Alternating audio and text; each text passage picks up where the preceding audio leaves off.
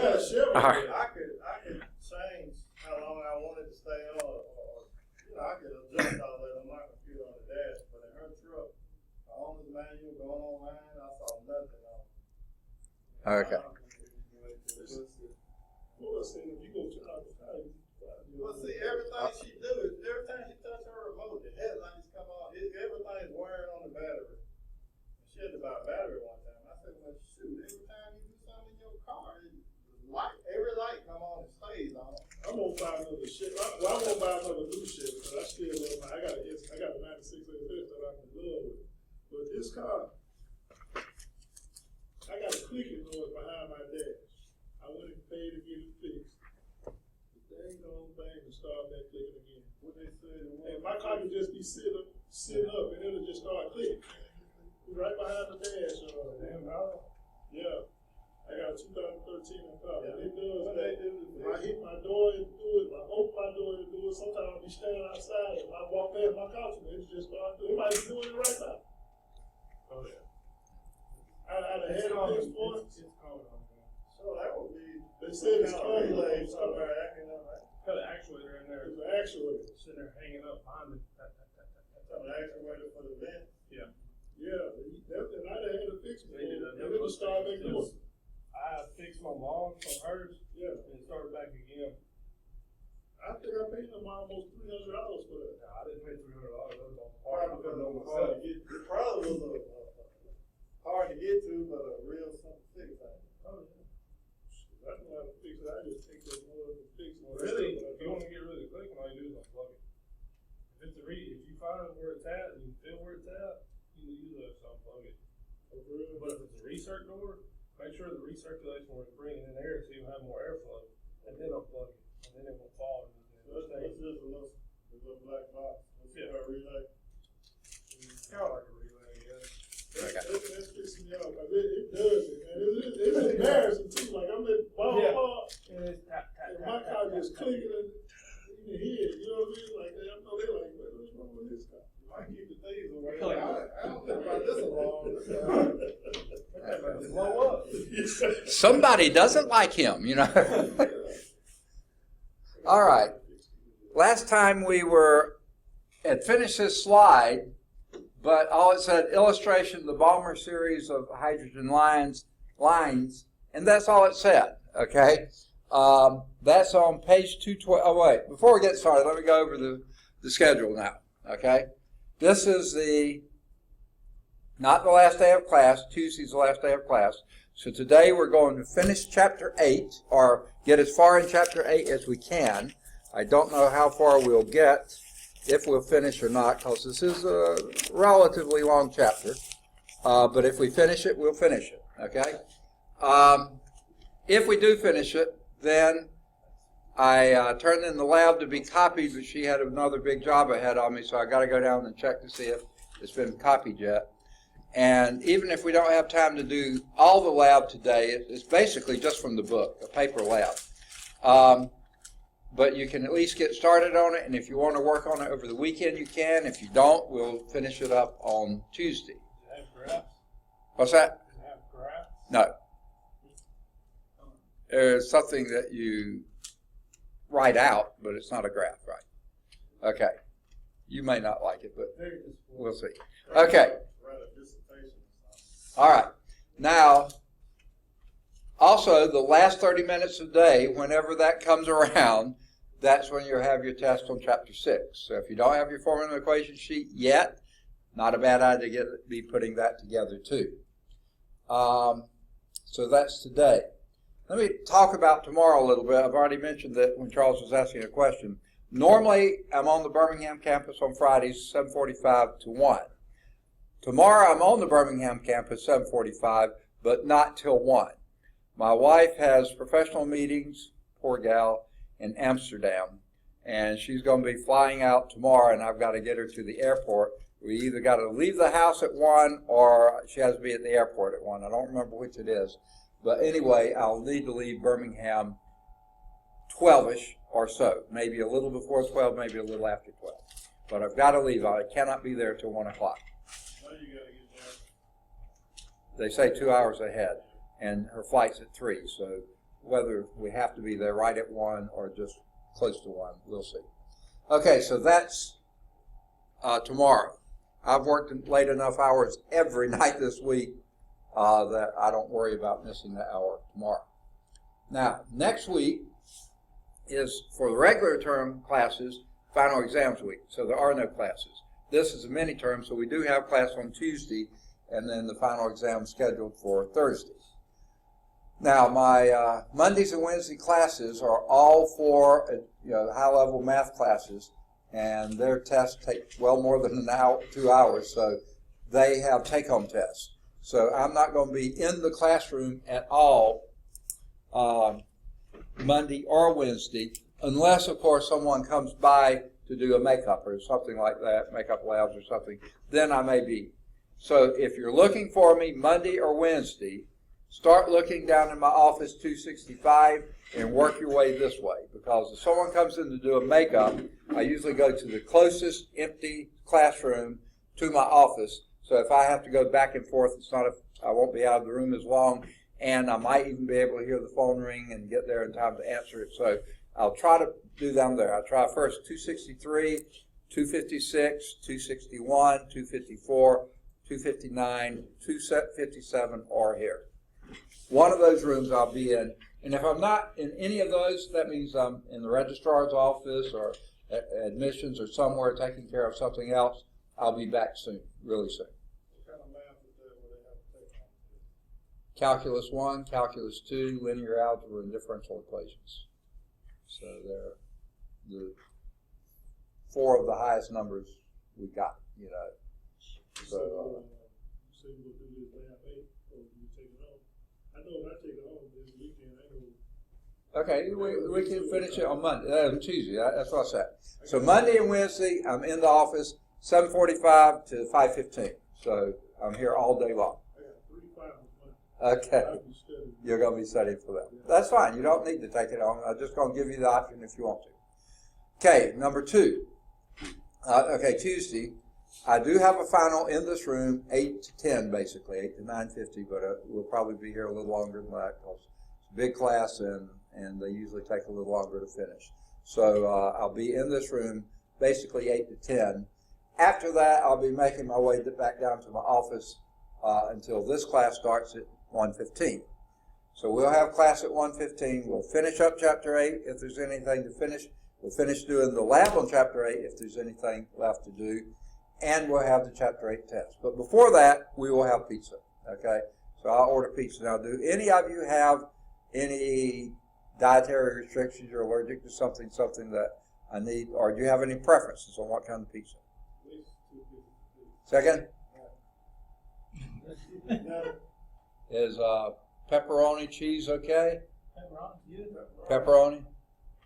All thing I require on pizza, we gotta have meat on it. Cheese pizza, that's what. Okay, all right. That's right. There are some people, I don't know if they eat pizza anyway, but don't eat pork. So I want to make sure pepperoni is basically from pork. So if someone doesn't eat pork, I wanted to make sure I had some alternative. Okay, so then all pepperonis? Is that fine? Sounds good. Okay, if anyone wants anything else, that's why I'm putting it on Screencast-O-Matic, which will go to YouTube. Let me know before Tuesday noonish, so I'll know what to order. Now with, what is it? We're down to 1, 2, 3, 4, 5, 6, 7, 8, 9, 10, 11, 12, 13. 14 people. You know they got that certified Bibified, that one that they got on the commercial. What kind of pizza you say? Certified. This big guy that barbecue. I'm sorry. Meat. What kind of pizza you say was going to be prepared? Oh, Little Caesar. Little Caesar. That's close, and I can get there in a hurry and get back in a hurry. And What they do in the overall zone, certified Bibified. okay, so with, what did I say, 15 people? 14 people. 14 people, how many pizzas do you figure? 3, 4, 5, 6, 8? Okay. He was like, damn.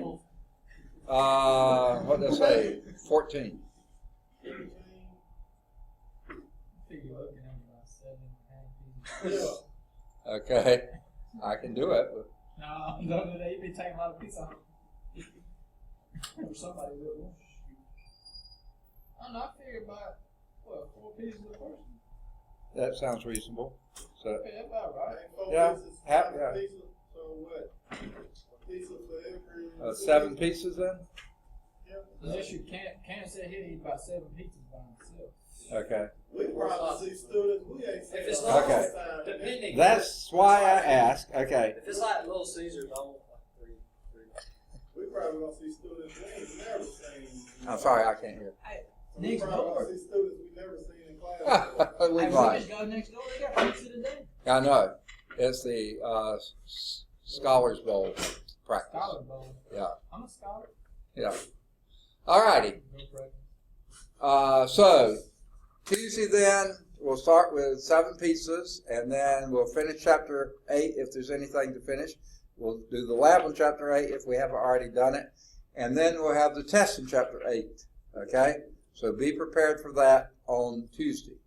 Now, if we don't finish chapter 7 to 8 today, I think we will, and you want to wait till Thursday to take chapter 8 test, you can if you want that extra time to study. All right, then as soon as all that's over with, Thursday's finals day, right? Thursday's finals day, right? Take chapter 8 and final. You could take it on the same day because they're going to be less than 30 minutes each. So no, it's not going to be an issue to do that. It's only if you don't want to take it Tuesday, you can take it. So basically I say anytime after class on Thursday, if you want to take the final, you can take it. Just let me know, and you can take it anytime after class on Tuesday. So if you don't want to wait around till Thursday, you don't have to. If you want to wait around till Thursday, you can. If you want to wait till Friday, that's even okay, but you got to let me know because I'm going to be on Birmingham campus next Friday as well. Okay? So, any questions on the schedule? All right. Then, I've already marked the roll. Let's get to it. If no questions on this either. Oh, one more thing. How many done this? Student course evaluations. All right. If you haven't, please do those before the end of the term. I did one of them, like got 2 on for you, right? I did both of them. 2 for me? Yeah, but when I click on them in my email, we got like 2. We got like one that I filled out one to do. Yeah. We got another one. Is it just like it? You know, this class class time and lab. But both of them say science and lab. I'm pretty sure it's what it is. Okay. It may just be a glitch. The system is a really lousy system. Trevor's here. Okay.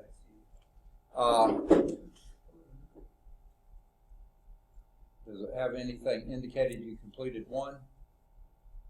You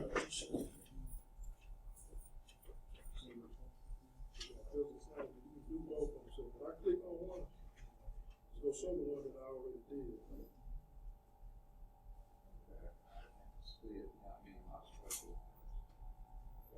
So I did one of them, but it's still got this was science file. Still got that one.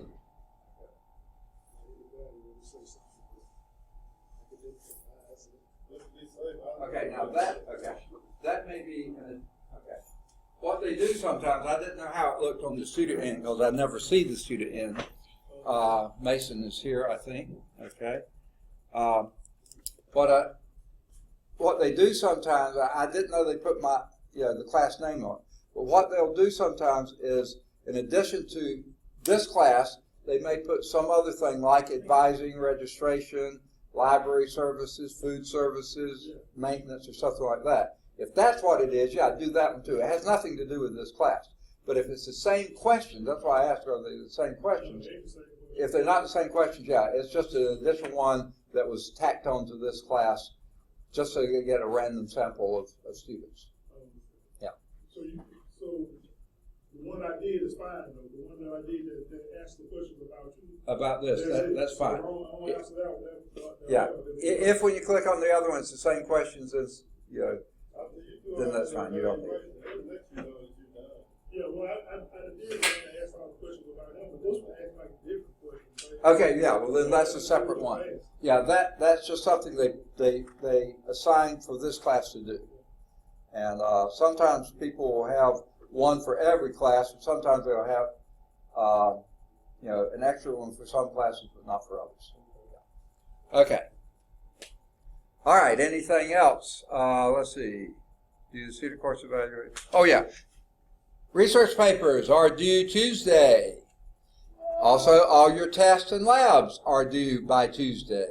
So if you are behind in anything, if you can catch it up today, that would be great. I'll be on Birmingham campus tomorrow, but you have to let me know if you're coming there to do a test or something, because I won't have one with me unless you tell me to take it there. Okay? Monday, I'll be in the office all day long, 7:45 until 5:15. So if you have something to make up or get something from me or something, get it then. And also, that's a good time to turn things in also. But then Tuesday morning, I do have the final in here 8 to 10, so you can bring things by then, or I'll be back in the office from 10 to 1:15. Bring things by then. But then at 1:15, when we get and meet and eat, sometime after that, I'll start passing out the labs and tests. And if you have anything to make up then, you might want to go to another room and do so I can pass out to everybody else. Okay. You know anything about the English, the standardized essay test that they give you? Okay, say that one more The time. standardized test that they give you in English 101 to write an essay? Do I know anything about it? Yeah. Not really, except they do. Yeah. I did it, but the class is only an hour and 15 minutes each session. You only have 2 class periods to finish. You get the subject matter, Right. and you start writing, and in 2.5 hours, you're supposed to be done with a 750 to 1,000 word, 5-paragraph essay. Right. Are they grading on? I was just wondering, are they grading on completing it, or are they grading on? Do you know how to do it? I would think they're grading on whatever they taught you through that class. Yeah. Like how to write your essays or whatever. See, the problem I was having, they give you a notebook out of the library that you write in. They want to see all your notes, and you turn all those in. Okay, you wrote it. Now you got to go back on the second class day and type it. Uh-huh. You can type like this, if that's how you type, or, some people can type, some people can't. So it's like you're writing it twice. Right. You only got a limited time period. And I got probably 2/3 of the way finished. Ran out of time. It was like With writing or typing? total. Oh, okay. And I was like, well, I didn't finish it, so just wondering how good could the grade be or how bad. I do not know how they grade it. I know that I've heard, I don't know if 101 does this or not, some of the English classes actually pass the papers around to different instructors, so everybody is grading someone else's, so it's hard to say how they grade it. So, but I would think completeness would be part of it, how you structure things, put it together, your errors like grammar and stuff like that, spelling, that kind of stuff, and organization, all that goes into it. Nothing counts everything, but all the little pieces count. So if they can see you got a good structure and stuff like this, and I would talk with the instructor and find out, and say, look, I'm a slow typist. She's not a people person. Did you say he or she? She. Okay. You know who I'm talking I may. about. I ain't calling her name because you recorded. Okay. Is she an English teacher? Yes. I know exactly. Her name start with the Duncan? She's at I'll just say she's at the top of the pyramid. Yeah. Okay. Yeah. Well, there's a pyramid on both campuses, so we'll leave that alone. Okay. Okay. So I would still talk with her and tell her if it was your typing speed that kept you from finishing, let her know that, and tell her you'll give her the other one so she can see you did finish But it. you know, when the time was about up, she said, time was still going on. I was writing in the little blue book. She said, you need to just enter what you got in that book on the computer because that book don't matter. Oh, okay. I was like, what do matter? You turn it in.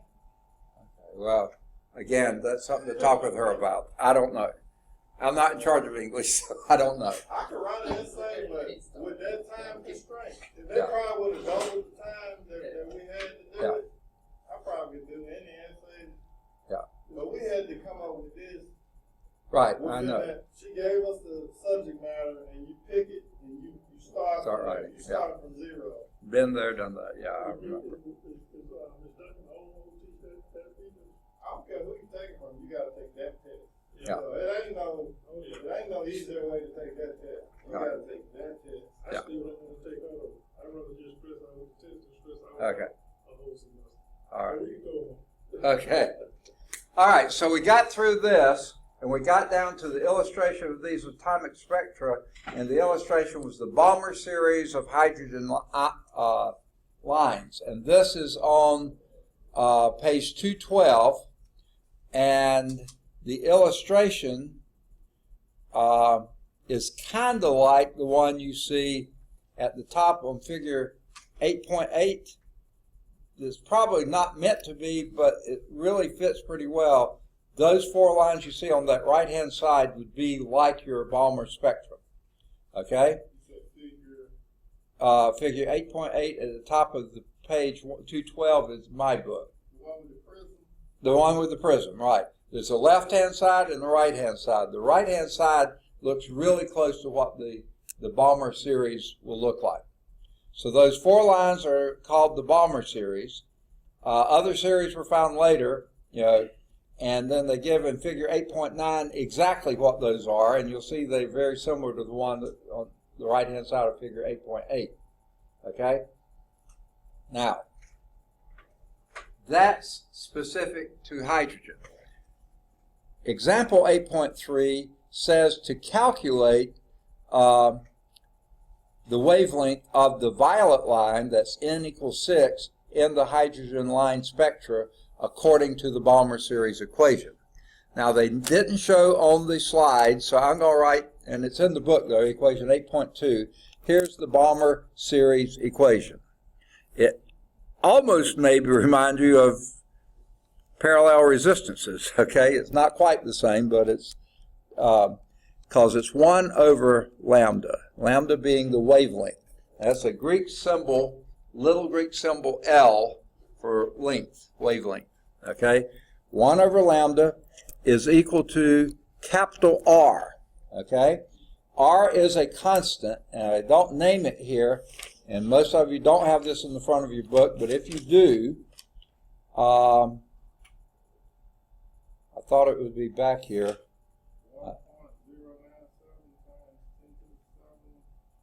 1.097 times 10 to the 7th. No, it's not back there. Yeah, I know, but I was going to give you the name for it, but they don't put it in the book either, so don't sweat it. I thought maybe that would be there, but it's not. I believe it's called the universal gas constant, but I don't want to say that. It doesn't seem to be appropriate for here. Okay. What's that again?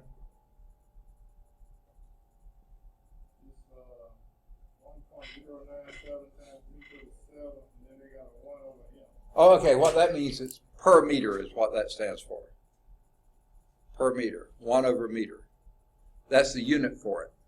It's like a hertz is a per second. This is a per meter. They don't have a special unit for that, but that's what that stands for. Okay? It's not meters over second. Per meter. That's all it is. Okay? Times 1 over 2 squared minus 1 over n squared. Okay? That's the Balmer wavelength equation. Okay? Now, time out, it only works for hydrogen. They didn't know it at the time they were developing it, but it does. Okay, now what they're asking us to do is use that equation to calculate the wavelength of the violet line, which is n is equal to 6. Okay? So that's all they're asking you to do. 1 over lambda, and we're looking for lambda, that's the wavelength, is equal to your R here, 1.097 times 10 to the 7th, right? Yep. and that's per meter. So I'm going to put 1 over meter. That's the unit for it. What's that? Okay, N is the energy level. That's N equals 6 for this. Okay, and this is why I really regret that this book, the slides don't match too well. If you look at the top of page 213, you'll get an idea there what's going on. Here's the story, okay? Electrons fill shells around the nucleus, okay? Now, the lowest energy level is the number 1. Then you have 2, 3, 4, 5, 6. You're going up in energy, okay? If you have excited this electron that was in level 2, excited it and it jumped up to 6, then the excitement goes away and it falls back down. That gives off a photon of light, and that's in the violet light spectrum. That's what this is coming from. So you'll do 1 over 2 squared, which of course is 1 over 4, minus, and your N is 6, so that's 1 over 36. 6 squared is 36, right? So 1 over lambda is equal to 1.097 times 10 to the 7th, and this is per meter, 1 over meter. And this will then be, before you can do subtraction, what do you have to have? Please. 936. Okay, 136 would be 836, which you can reduce to be 4/18, which you can reduce to be 2/9. Okay. So, take your 1 over lambda is equal to 1.097 times 10 to the 7th per meter, and then you multiply that by, what do we have? 2/9. 2/9. Okay? Do that, and then do your 1 over x key. And that gives you what lambda is. Yeah. Multiply this by 2, divide by 9, and be sure you get your exponential, your scientific notation in there correctly. This times that divided by that. Once you get an answer there, do your reciprocal key, the 1 over x key, and that'll give you lambda. Have any of you done it? 1.097. Now you know how to do the exponentials, EE or EXP? 7. 1.097. EE or EXP key. If you don't have that on your calculator, let me know. I'll find one. Find what they do use on yours. 7. That'll be a little superscript of 7 times 2 divided by 9 equal. Once you get that equal, then you do the 1 over x key, the reciprocal key, and see what you get. Got anything yet?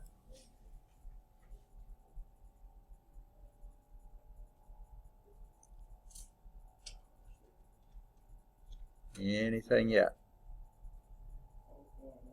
Hey, look at that. 4.11 times 10 to the negative 7th meters. You see, you flipped over and your meters went up, and your plus 7, 10 to the 7th became 10 to the minus 7th when it flipped down.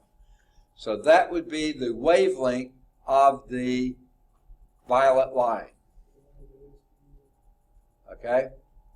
Now, wavelength, the shorter the wavelength is, the higher the energy. The longer the wavelength, the lower the energy. Violet is one of the shorter wavelength, higher energies. Okay. Any questions on that? Did you get it? Or okay. All right.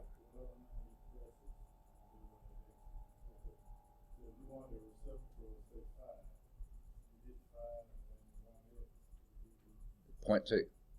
Yeah. Okay. Okay. Let me clear this. Oh, that's not it.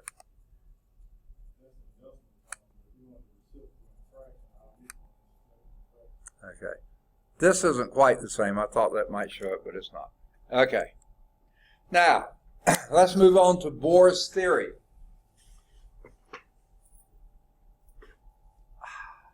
Remember we said a couple slides ago, let's go back to it. Classical atoms, if you follow it through logically, it says atoms don't exist. Okay. You know that can't be right. Okay? So there has to be something else going on. Just because you have a curved path, you know that means there is acceleration. Acceleration means you're radiating. If you're radiating, you're losing energy. If you lose energy, then the electrons would spiral down into the nucleus and the atoms wouldn't exist anymore. Can't happen. So Bohr came up with this, and others with him,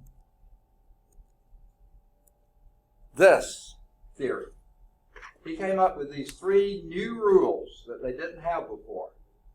Number one, this is what I've already mentioned, electrons only exist in certain allowed orbits. Remember, J.J. Thomson had the plum pudding model. Electrons could be anywhere in the plum pudding. Well, it really wasn't plum pudding, but that's what he guessed. Rutherford's experiment showed, that doesn't happen. Okay? But they just don't exist anywhere. They're only within fixed orbits. Okay? Those orbits we call energy levels. Within an orbit, the electron does not radiate. So as long as it's moving in that orbit, it's not radiating. Even though it is a curved path, that doesn't mean it's accelerating. It means it's just within that energy level. But when it jumps up a level, radiation is emitted or absorbed when it changes orbits. Okay? Now, this is what I was talking about before. Let's say the electron started in this orbit, one of these allowed orbits, and something energized it. For instance, flying plasma up here of energy going back and forth in here, that energized an electron. It went up here. When that energy passed, there's nothing to hold the electron there, so it falls back to the lower level. When it does that, it gives off a quantum of energy, a photon of a specific frequency, which corresponds to a specific energy. So that if that photon is white light in the visible spectrum, it can go off white light. If it's in the ultraviolet spectrum, that's they call black lighting, right? If it's in the infrared spectrum, it's giving off heat. You don't see any light, but it's giving off heat. But with special infrared binoculars or things, you might be able to change that so you can see it. But a photon is given off every time an electron falls back from a higher level to a lower level.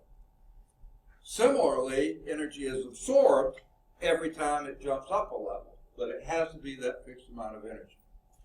So now the electrons can exist and the atoms can exist without deteriorating like the old model predicted they would.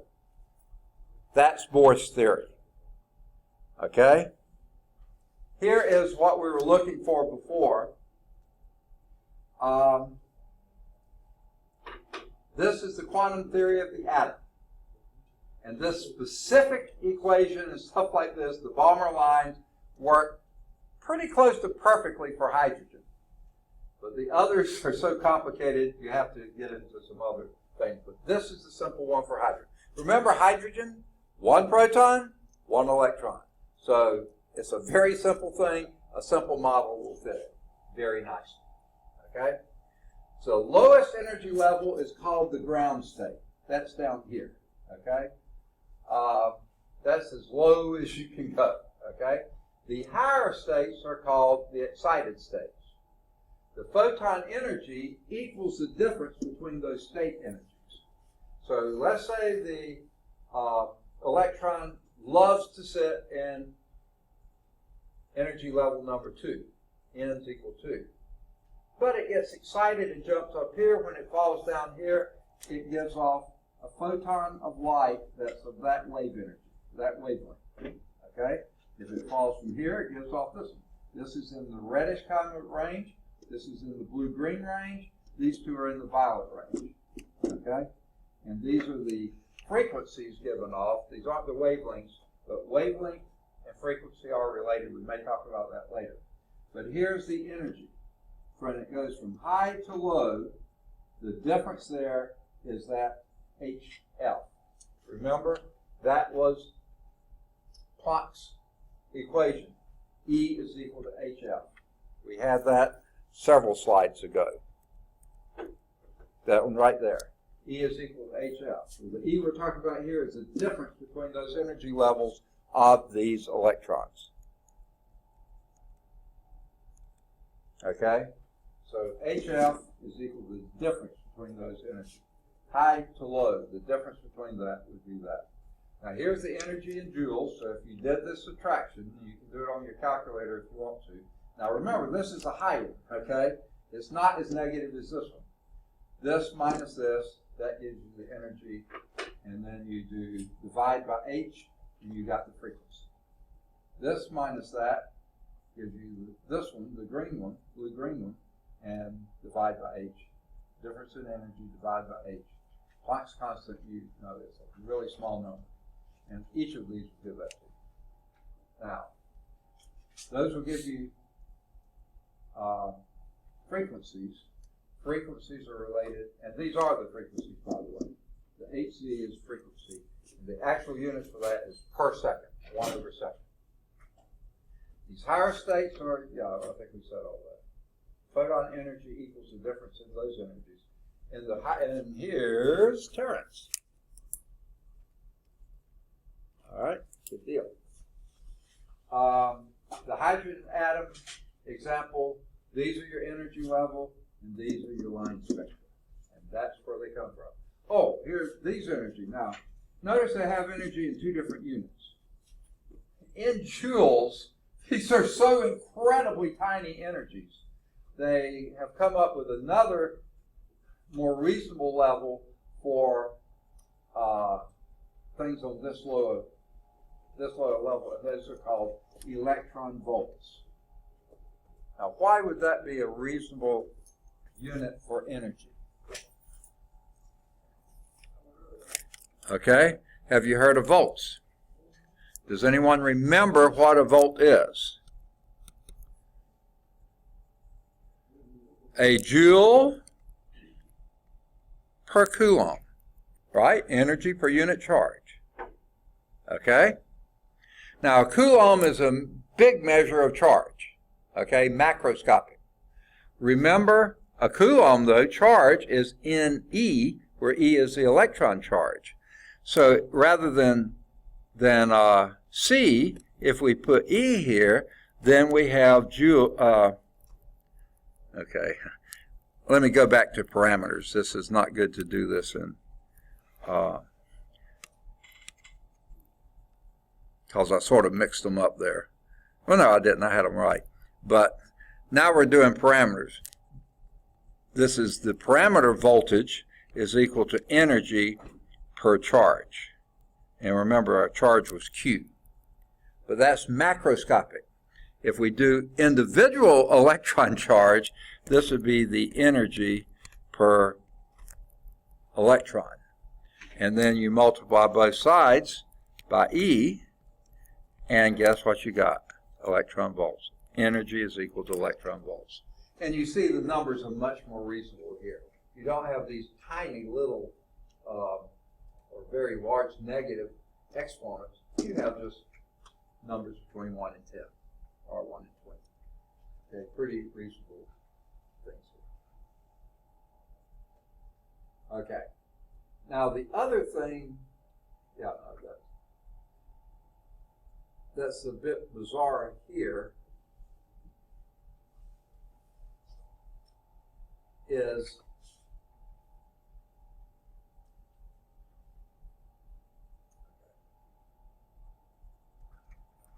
how do I express this best? I kind of said something backward before. These are, the energies look like they're negative here. But remember, you're doing high minus low, and the low, these are more negative numbers, meaning lower energy. So everything is measured negatively here. So this is the lower energy, next lower, next lower. Same as before, and you're doing the difference between this and that, which gives you a positive frequency. So it looks a bit strange, but it's fine. Okay, and this is what gives you the light spectrum. Now, another way to express this in electron volts is 13.6, or minus 13.6, divided by n squared. Okay? And that's another way to express this. Your lowest possible energy level divided by the n squared. And that's where these other numbers come from. Try it and see. You'll see they come out pretty much that way. Okay. Any questions? This is a little kind of esoteric stuff. Quantum mechanics is sort of bizarre. So, quantum mechanics, the Bohr theory only modeled the line spectrum for hydrogen. They thought it had potential for others, but once you get more than one proton, more than one electron, things start interacting with each other, and the Bohr's theory of the sort of fell apart and didn't do a good job there. Had the right concept, but it didn't help. Further experiments established wave-particle duality of light and matter. Oh man, what does that mean? Now, on the macroscopic scale, the scale where we live, matter is matter, energy is energy. Okay? Well, energy is usually defined by waves, and matter is described in particles. Okay? And most things fit that on our level. But when you get down onto the atomic level, the micro and submicroscopic level, then you have electrons, which are particles, kinda, acting like waves, and you have energy almost acting like a particle. That photon of energy, that's one packet of energy, almost acting like a particle. And that's what they mean by the wave-particle duality of light and matter. Now, there was a guy, and I can't remember his first name, but his last name was Young. He did this two-slit experiment, and he produced interference patterns for both photons of light, but also electrons. Of course, he had to have a certain thickness of slits and a certain distance apart, but he found out both photons of light, which is light, energy, and electrons, which is sort of matter, they both could be interference patterns just as if they were both energy. So when you get down on the electron level, their matter acts like energy, and in some senses energy acts a little like light. Now, another guy, and this is going through these people awfully quickly. Let me see if I can catch you up on what page we're on. Oh, yuck. I missed example 4. Let's back up and do 8.4. Before that, okay, we'll do it here. Example 8.4. And this is using this formula right here. Very similar to Planck's equation, but now here. So let's back up and do it here. An electron in the hydrogen atom jumps from the excited energy level n equal 4 and falls down to n equal 2. Okay, so it's dropping in energy. What is the frequency of the emitted photon? Okay, well, what you do, you go back here. I'm sorry, went the wrong way. Here, and go from 4, which has an energy level of this, minus the energy level of that. Okay? So you'll see these numbers in the book. The EH is negative 1.36 times 10 to the minus 19 joules, and EL is minus 5.44 times 10 to the minus 19 joules. Your H we had before, 6.63 times 10 to the negative 34 joules second. What is the frequency? Okay, so let's go back and do it. HF is equal to EH minus EL. okay? And your H, let's just go right to frequency. Frequency would then be EH minus EL over H. That's what I was telling you we'd do before. Okay, EH here was negative 1.36 times 10 to the minus 19, minus 19 joules, minus a negative 5.44 times 10 to the minus 19 joules,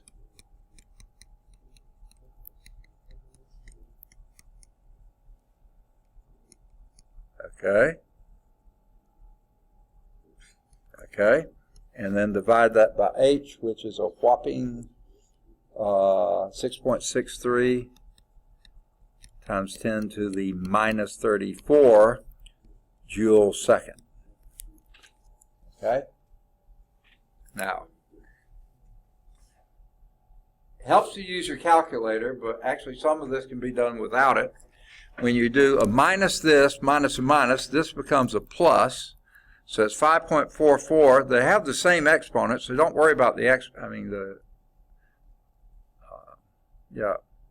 powers of the powers of 10. So don't worry about that. That would come up being a positive 4.18. Is that what you get? Times 10 to the minus 19 joules divided by 6.63 times 10 to the 0.8. I'm sorry, I blew it. You got it, yeah, 0.8. 10 to the minus 34 joules second. Obviously, the joules go out, and you're left with a per second, which is a good unit for frequency. So then that in on your good old calculators and see what you get. 4.08 EE or EXP, then do the negation key, which is the minus sign in the parentheses, 19, divided by 6.63 EE or EXP, negation key, the minus sign in the parentheses, 3.4, press enter and see what you get. Maybe something like around.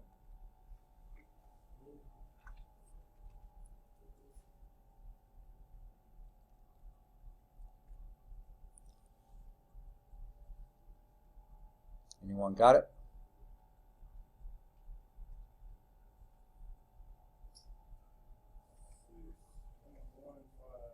Second, 6.15, that's right. Times 10 to the 14th, and that would be hertz per second, which is hertz. That would be the frequency of that energy when you went from level 4 to level 2. Okay. Oh, wait. Do you need that? Okay, got it. Okay. All right. Now, after that discussion of Young's two-slit experiment, which I don't even really see mentioned here, I'm sure it's in here somewhere, but I don't see it. Say again? No, before Broglie. Here when it says Young's two-slit experiment, I don't even see a picture of that. I don't see a mention of his name. I was going to try to get you the first name for him, but I do not see it. It's probably in here somewhere. I just don't see it. Okay? But anyway, what's that?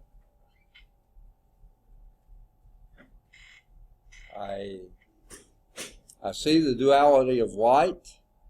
I see Planck's constant. I see all that, but I don't see any mention of Young's experiment. So don't sweat it, but he's the one that did that.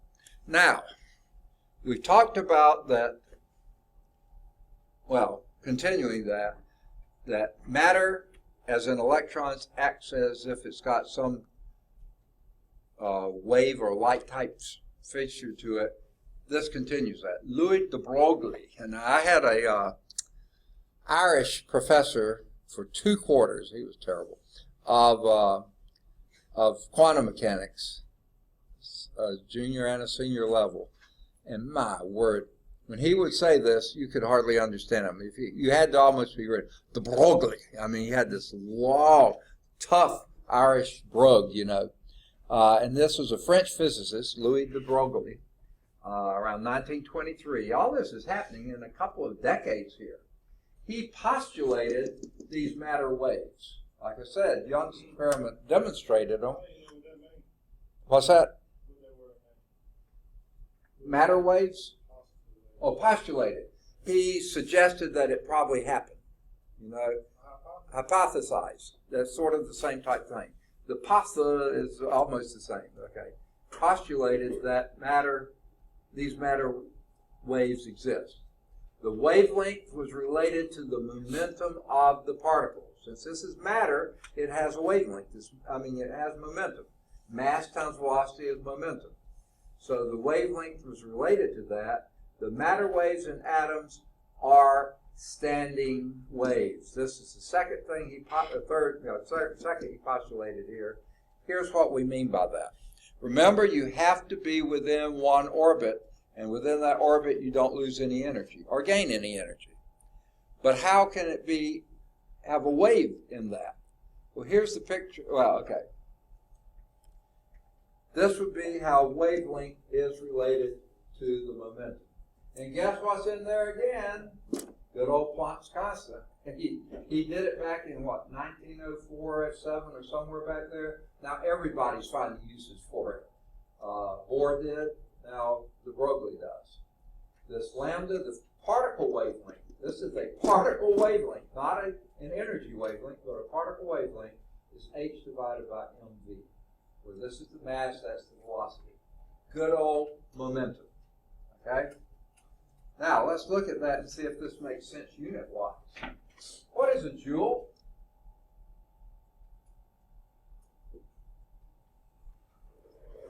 In basic units, what's a joule? A kilogram meter squared per second squared. Okay?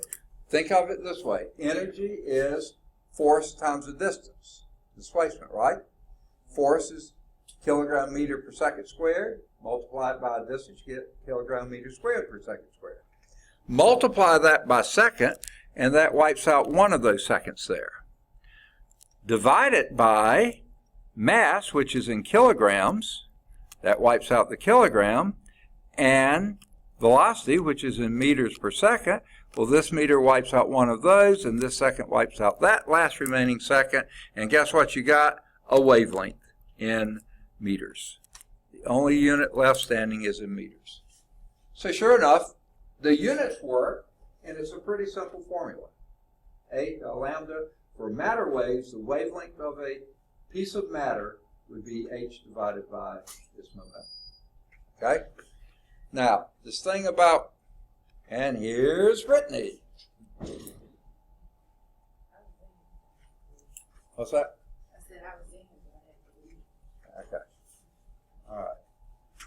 This thing about matter waves being standing waves, here's what they mean.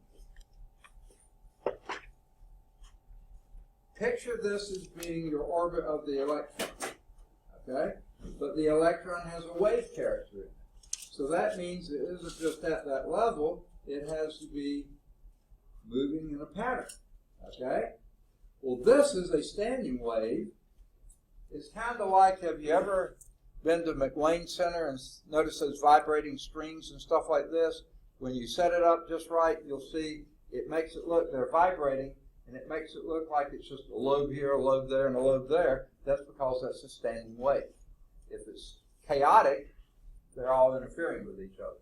This is a standing wave. This would not be a standing wave because it would start here, goes, and it has a wavelength pattern. But if they don't connect, it's not a good standing wave. So de Broglie said matter waves in the atoms have to be standing waves. So it's not just that this electron's going around in a simple orbit like this. It's going around in an orbit that has wave nature to it as it goes around, but it has to be a standing wave. Okay? All right.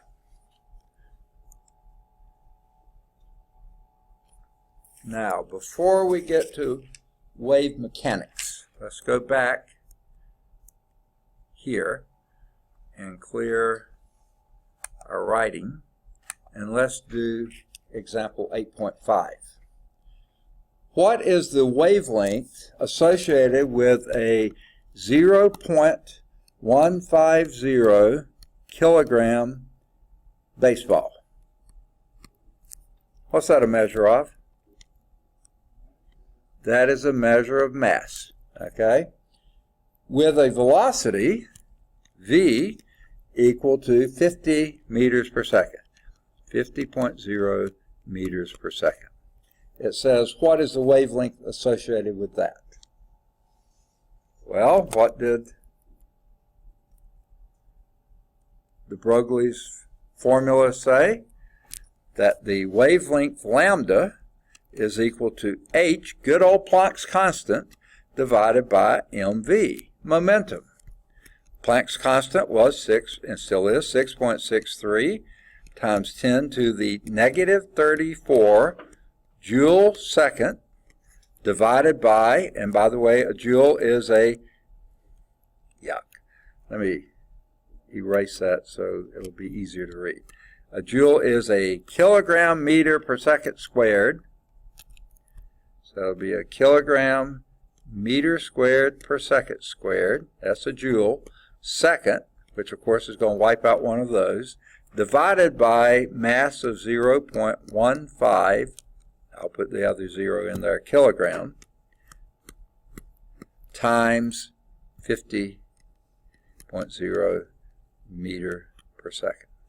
Okay, again, the kilograms will cancel out. This meter wipes out one of those, and the per second wipes out the other second down here, so you're left with meter. That's all the units you got left, which is a good unit for a wavelength. So if you can do that, it'll be an extraordinarily small number. 6.63 EE or EXP, negative, the negation key in parentheses, 34, divided by 0.15,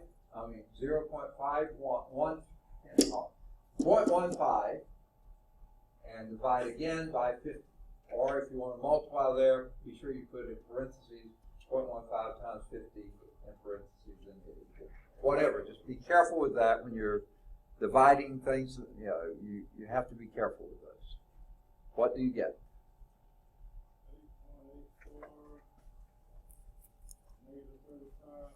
You got it. 8.84 times 10 to the minus 35 meters. Okay? All right, that's going to be a 0.0000000000000000000, something like 11 of those triplets of zeros, okay, and then an 884, or a 0884. It's an extraordinarily small thing. Are you going to see that kind of a wavelength? No, you're not, okay, because that is so incredibly tiny, you can't measure. I mean, if you think that a dime is 0.001 meter, they can measure it, but I can't. I mean, I can't see it. That's what I'm saying. I'm not saying measure it. You can't see it. But sure enough, it's there. Okay. That's why we don't think of that happening. Now, the second question here is, what is the wavelength associated with an electron of a velocity of this? So let's go to a new problem. And this is still a matter wave, so let's erase most of what we got. Okay. Your mass is going to change, so let's erase that. Your velocity is certainly going to change, so let's erase that. The formula stays the same. H stays the same, so we'll leave that alone. And basically our units will be okay too. So let's just change, and of course that number stays the same, this number changes, and this number changes. Okay? So let's plug in the corrected values.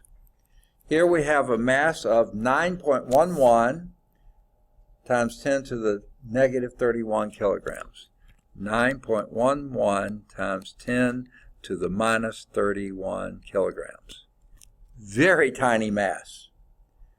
Velocity, though, pretty large velocity. 6.00 times 10 to the 6th meters per second. Okay? So everything else is the same. So here we plug in 9.11 times 10 to the minus 31. And over here we plug in a 6.00 times 10 to the 6th. Okay? We'll do the same thing. Our units all cancel just like they did before. So we'll get 6.63 EE or EXP, negation key, 34. That's the numerator. Divide by 9.11 EE or EXP, negative 31. Negation key, 31. Divide again then by 6 EE or EXP 6, and you should get your answer. What do you get there? Do you get it yet?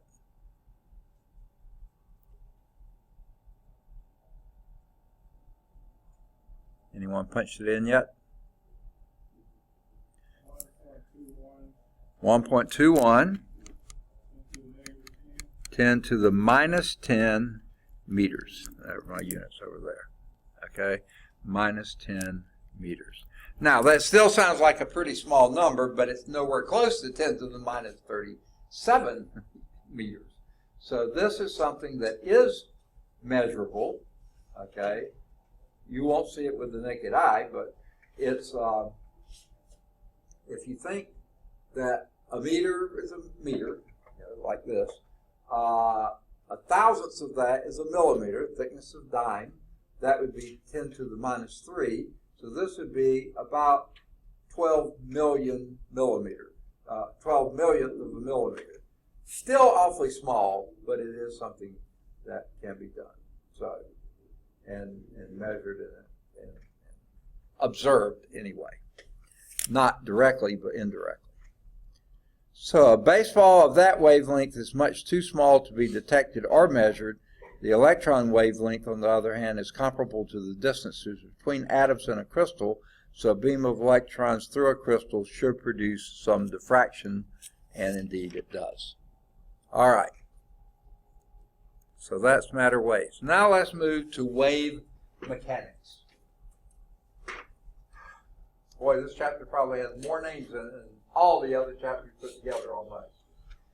This concept was developed by a guy named Erwin Schrödinger. Now, the name is very German sounding, and sure enough, he was an Austrian physicist. Okay? What he did was treat atoms as three-dimensional systems of waves. Okay? Now, before when we drew those electrons, that was in a plane, but now you got three-dimensional waves. You know, they're going in and out, up and down, back and forth, you know, all sorts of directions there. It contains successful ideas of the Bohr model and much more, okay? It describes the hydrogen atoms and many of the, this is a weird way to phrase it, and many electron atoms. That means atoms that have more than one electron. Hydrogen only has one, but this one will describe helium and lithium and beryllium and several with many electrons in it. It forms our fundamental understanding of chemistry. Now, we were thinking we understood chemistry pretty well before this. This gives us the basis for those understandings. Okay? And I had to deal, not in a huge amount, but with Schrödinger's wave equation. And you talk about one big, hairy, ugly-looking equation. It was it. Actually, when I had my doctoral oral exams, one of the exam members asked me to do something with the wave equation. I said, Schrodinger's wave equation? He said, no. Just a simple wave equation. I was so relieved to hear that wasn't the case. All right, so now we get into the quantum mechanics model, okay? It's built on all the stuff we were talking about, and basically we've just skimmed the surface of all that stuff before now. Where does it get down to? Well, it gets down to what we call quantum numbers. These quantum numbers specify the electronic quantum states of every atom. Specify the electronic quantum state of every atom. Now here's a visualization. Wave functions and probability distributions. In other words, you don't ever know where an electron is, but you know where it probably is. The probability distribution of that, okay? The wave function is a arithmetic, or it's actually a mathematical construct that basically puts it somewhere in there, and the probability of distribution gives you an idea. In reality, electrons could be just about anywhere.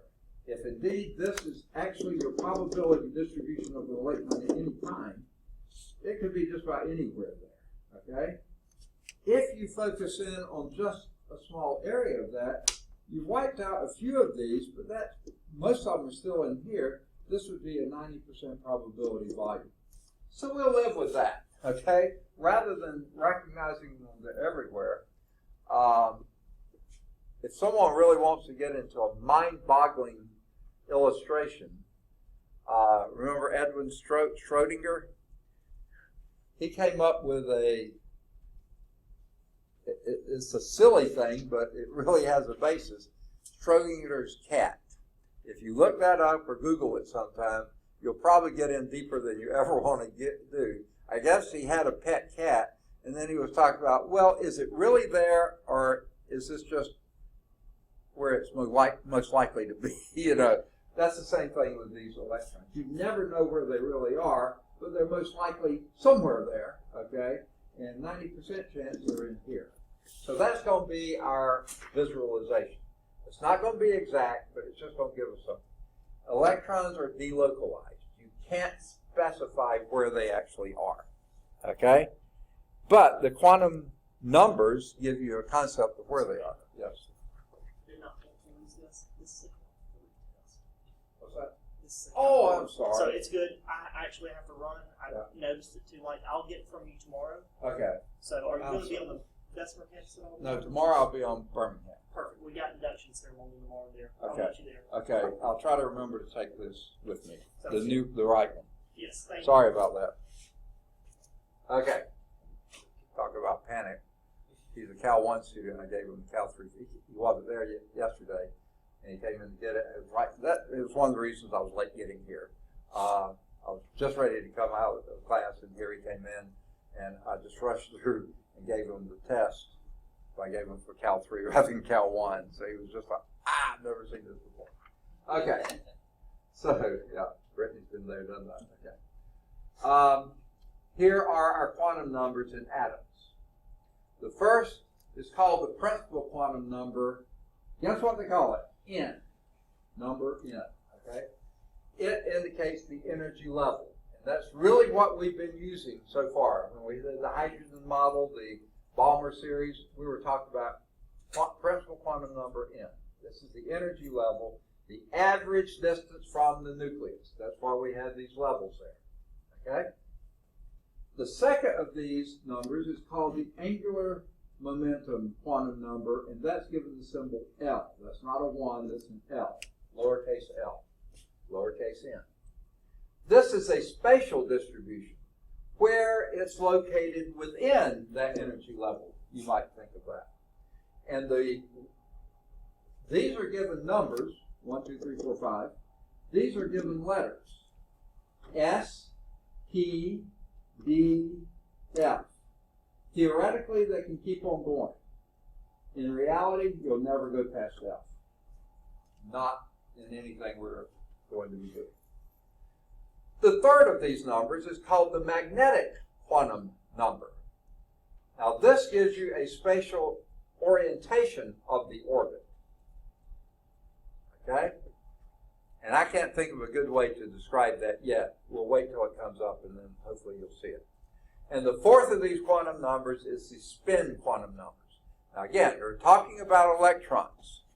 And electrons either spin up or they spin down. Either up or down. Now, in space, what could that mean? It could be like this or like this. But when they go in pairs, one spinning one way and one spinning the other. It's not the direction of the spin, it's the orientation of the spin. And they like to be in pairs, and that's why I say one's up and one down. When you have that one hanging out there by itself, it wants to join with another somehow. Okay? So that's your four numbers. And we don't give either a letter or, actually this will be, you could say up or down, they do plus or minus. Okay? So anyway, we'll get there. All right. Now, we said the energy level, N. When N is equal to 1, there's only one possible spatial distribution, that's the S. And that we usually think of as a little sphere here. When you get to N equal 2, you start filling the S shell here, but then you can go up to the P shell, okay? Now the P shell is either like this, or like this, or like this. Again, it's an angular momentum quantum number L, and this would be S, P, and when they get higher and higher, they get more and more complicated. It's even hard to picture them here. Let's see if they try. Yeah, here are the three P orbitals I was talking about, along the x-axis, along the y-axis, and along the z-axis, okay? Those are the three different places that you do. You only have one S. Remember, the electrons like to be in pairs. So in the S angular momentum quantum number, you can have up to 2 electrons, 1 or 2. In P, you can have 1, 2 here, 1, 2 here, 1, 2 there, up to 6 more. Okay? So up to 6 in the P's. Okay? D's, they keep on going up from there. Let's see if they show a D. No, they don't. Okay? In the book, they do. I thought maybe they would show it here. In the text, and by the way, before we get too deep there, at the top of page 217 in my book, somewhere in yours, you'll see Science and Society, Atomic Research. And there's 2 types of research, basic research and applied research. The basic research is trying to think of new concepts. I mean, moving beyond what we probably even understand or can do, you know, that's basic research, just the what is really going on. Applied research would then be, how do we use that? How is this, you know, show up in nature, you know, that type of thing. Good little blurb to read. It's very short. They have a couple questions good to think about, okay? They give some illustration of both of those, all of those, okay? But then on figure 814, you'll see what your, when you combine these 3 pictures all into one, you would have a lobe here, a lobe there, and lobes there. So it sort of fills up, and those are your P electrons in those possibilities. But then when you get to your D's, okay, now here's how to think of this. Think of odd numbers and then doubling.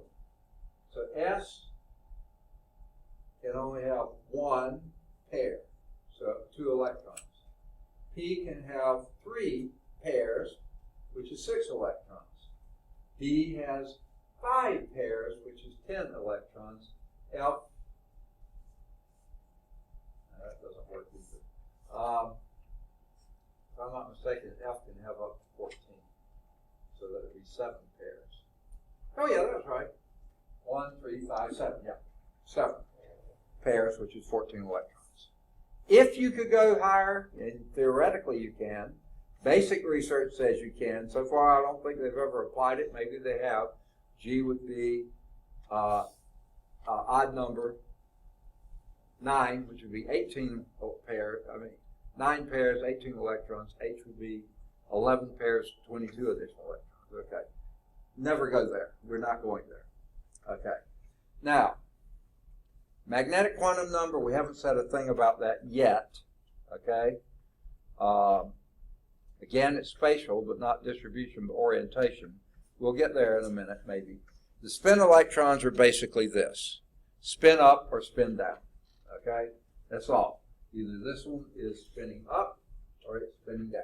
Okay? And they occur in pairs. When they can be in pairs, one will be up and one down. Okay. So, this is what I was just saying before. At the energy level n equal 1, you can only have one subset, one sub-level, and that's S. That's the angular momentum level S. How many electrons do you have there? 1 or 2. Maximum is 2. So the maximum number of electrons for that energy level is 2. Now, when n is equal to 2, you can have both S and P sublevels. The S can have only 2. The P is the next odd number up is 3 times 2 is 6. Okay? So in the second n level, you can have 8 electrons. Okay? Remember these numbers. We'll see them and apply them in just a minute. When n is equal to 3, you can have S, P, and D electrons. Okay? Notice you can have as many angular quantum numbers as this number is. S, P, and D. Okay? Well, S can only have 2. P can have the 6. D is 1, 3, 5. 5 times 2 is 10. 10. So in the third energy level, you can have up to 18 electrons. Okay? In different sublevels. When n is equal to 4, okay, you can have, S, P, D, and F. 1 times 2 is 2, 3 times 2 is 6, 5 times 2 is 10, and 7 times 2 is 14. So you can have up to 32 electrons in that level. Now, in reality, n keeps going up. And theoretically, your sublevels could keep going up. S, P, D, F, G, H, they could keep going up. But guess what, folks? We run out of elements before we run out of, run past F. So that's why I say we don't have to ever think about any beyond this. This is in your text, in my book, in page 217, somewhere there about in yours. All right. So let's look at these electron configure. Oh, wait, there's one thing they didn't talk about, and let me mention it. Electron spin is an important property of electrons. Let me get the, wait, there's several things they've skipped here they don't show on the slides. Let me pick up some of these. On page 217 in my book, wherever it is in yours, the Bohr model considered the location of electron as certain, like a tiny shrunken marble in an orbit. The quantum mechanical model considers electron as a wave, and knowledge of its location is very uncertain. Now that maybe doesn't say much to you. I know where they're heading. There was a guy, a German guy, I believe he was, called Heisenberg. And actually, the third physics instructor or professor I had when I was at Georgia Tech was a German-sounding guy. I can't remember his name now, but he had studied under Heisenberg. So I thought, this is a pretty hefty dude here, okay? Heisenberg came up with what he called the uncertainty principle. And frankly, from what I've read, Einstein did not like this concept at all, but it seems like it really is there. Einstein really liked things to be a little more certain. Heisenberg allowed a lot of uncertainty. Here's what it states. States that you cannot measure the exact location of a wave because the wave is spread out. You'll never know exactly where it is. It's always sort of moving, okay? one cannot specify the position and the momentum of a spread out electron. If you can specify the position, you have no clue of what its momentum is. If you figure out its momentum, you have no clue of where its position is. So basically, that's what Heisenberg uncertainty principle says. You may know something about it, but you can't know everything about it at the same time. Not when matter acts like a wave. You know, you can locate it, but then you lose its momentum. If you calculate its momentum, you have no clue where it is. And that's sort of where, who was the last guy? Schrodinger cat came in. Never mind. It's a dumb illustration. Okay. So basically, we're talking in terms of probabilities.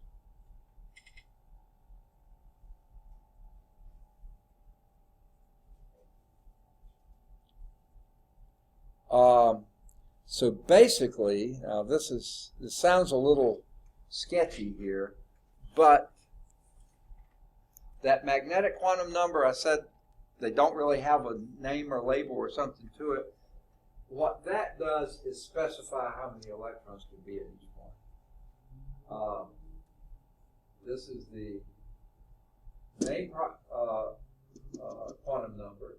The angular momentum quantum number gives you these. The magnetic quantum number specifies how many you can have, up to how many. Okay.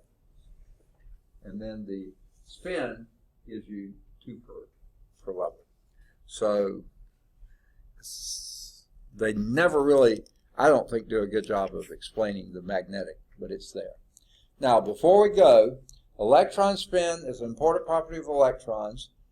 2 electrons spinning in opposite directions, called the electron pair, can occupy the same orbital, and that was summarized in 1924 by Wolfgang Pauli, another Austrian physicist.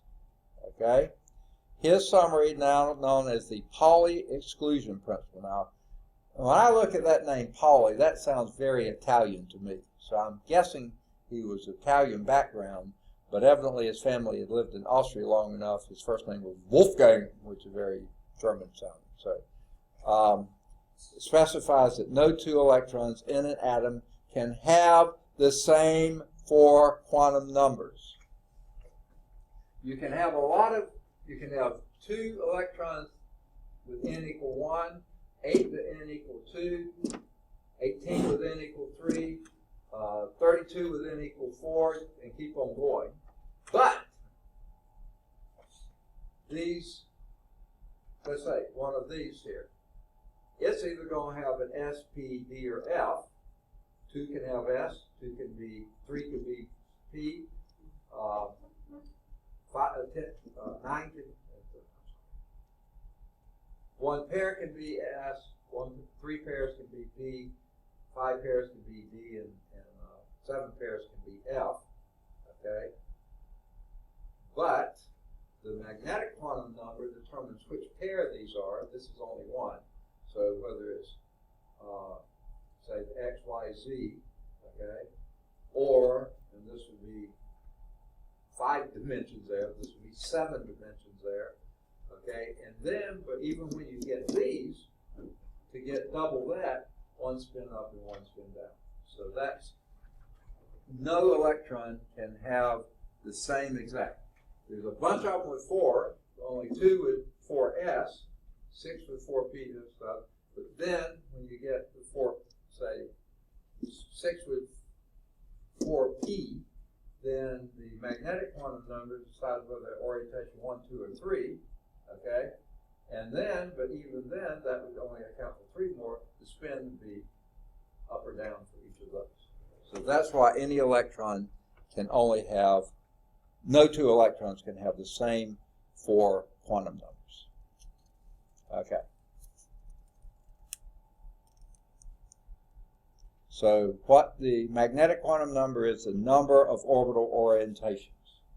1 for S, 3 for P, 5 for D, and 7 for F. Okay.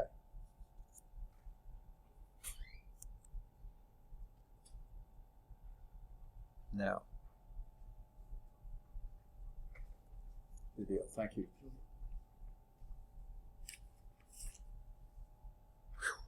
Okay. So, let's look at these electron configurations. This arranges the electrons into atomic orbitals. Well, the first was called the principal quantum number. What's the letter for that?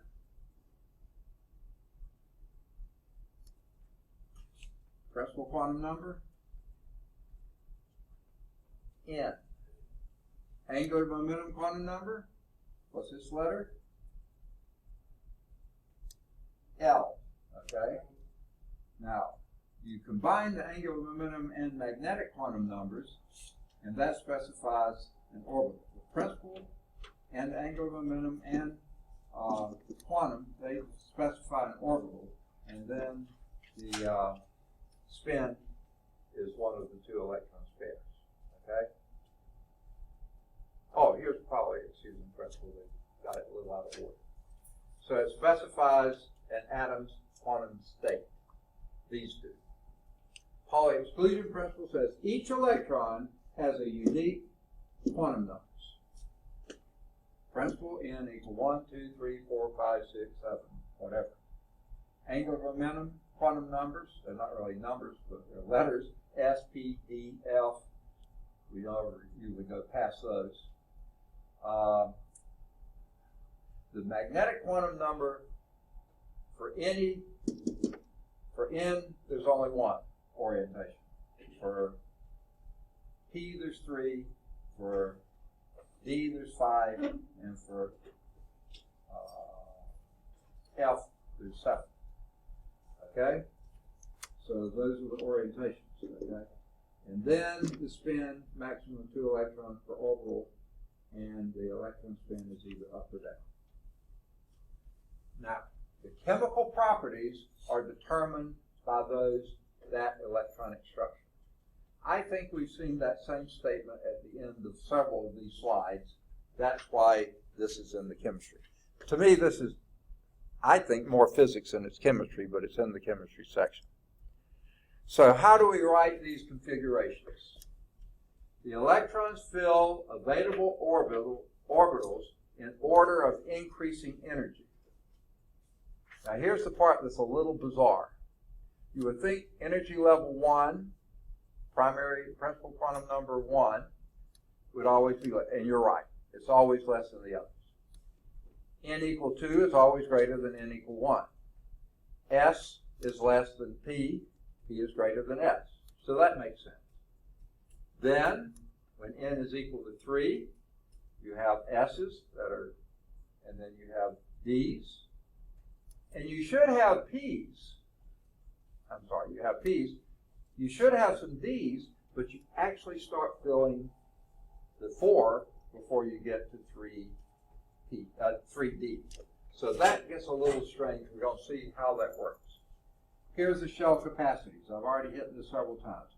S can hold up to 2 electrons because it only has one possible S. The magnetic moment only has one possibility there, the 2 electrons. P, you have 3 possibilities of orientations. Each can hold 2. D, 10 magnetic possibilities. Each can hold 2. F, 7. However that is figured in there. So let's look at strontium. Now, if you find strontium in the periodic table, which is in each of your books, now it's in the chapters in your book, chapter 8 somewhere, it's in mine too, but for mine, it's far easier to look in the table. And here we have strontium down there, number 38. It's in the 5th row, the 2nd column, SR, strontium. 38 is its atomic number, which means it has 38 what? Okay, it does have 38 electrons, but what is that number in the periodic table really referring to? Protons. Now, if it's a balanced electrically, it also has to have 38 electrons as well. Now we're only worried about electrons. So how do they start filling in? Let's do it. Okay? Principal quantum number 1 has how much? What angular momentum quantum number? 1 and only S. and it can have a spin up and a spin down. So there's 2 electrons, 1s2. And the second principal quantum number 2, it has both s and p. S, again, has only one possibility, so it's spin up or spin down, so 2s2. Okay? But P has 3 orientations, each one having a spin up or down, so you could have 2 P up to 6. Okay, now how many electrons have we accounted for? 10. Okay, we fill them up as we get to them. Then the third quantum level, principal quantum level, has S, P, and D. But the funny thing is we don't start filling the D yet. And we'll see how the book approaches this. But so this has 2 up or down. Okay, so it has 3s2. This has up to 6. So that would be 3 P6. Okay, now what are we up to now? 18. So we're nowhere close to 38. So we'll do the D here, and this has 5 possible orientations. That's your magnetic quantum number. 2 electron spins in each orientation. So this has a 3d10. 5 times 2 is 10. Second? I can't hear you. I thought you said we don't count the D. We don't count the D? We don't go past F, is what I said. I don't. You said this is where it gets funny. No, okay, I know. Okay, I'll show you what that is in a minute.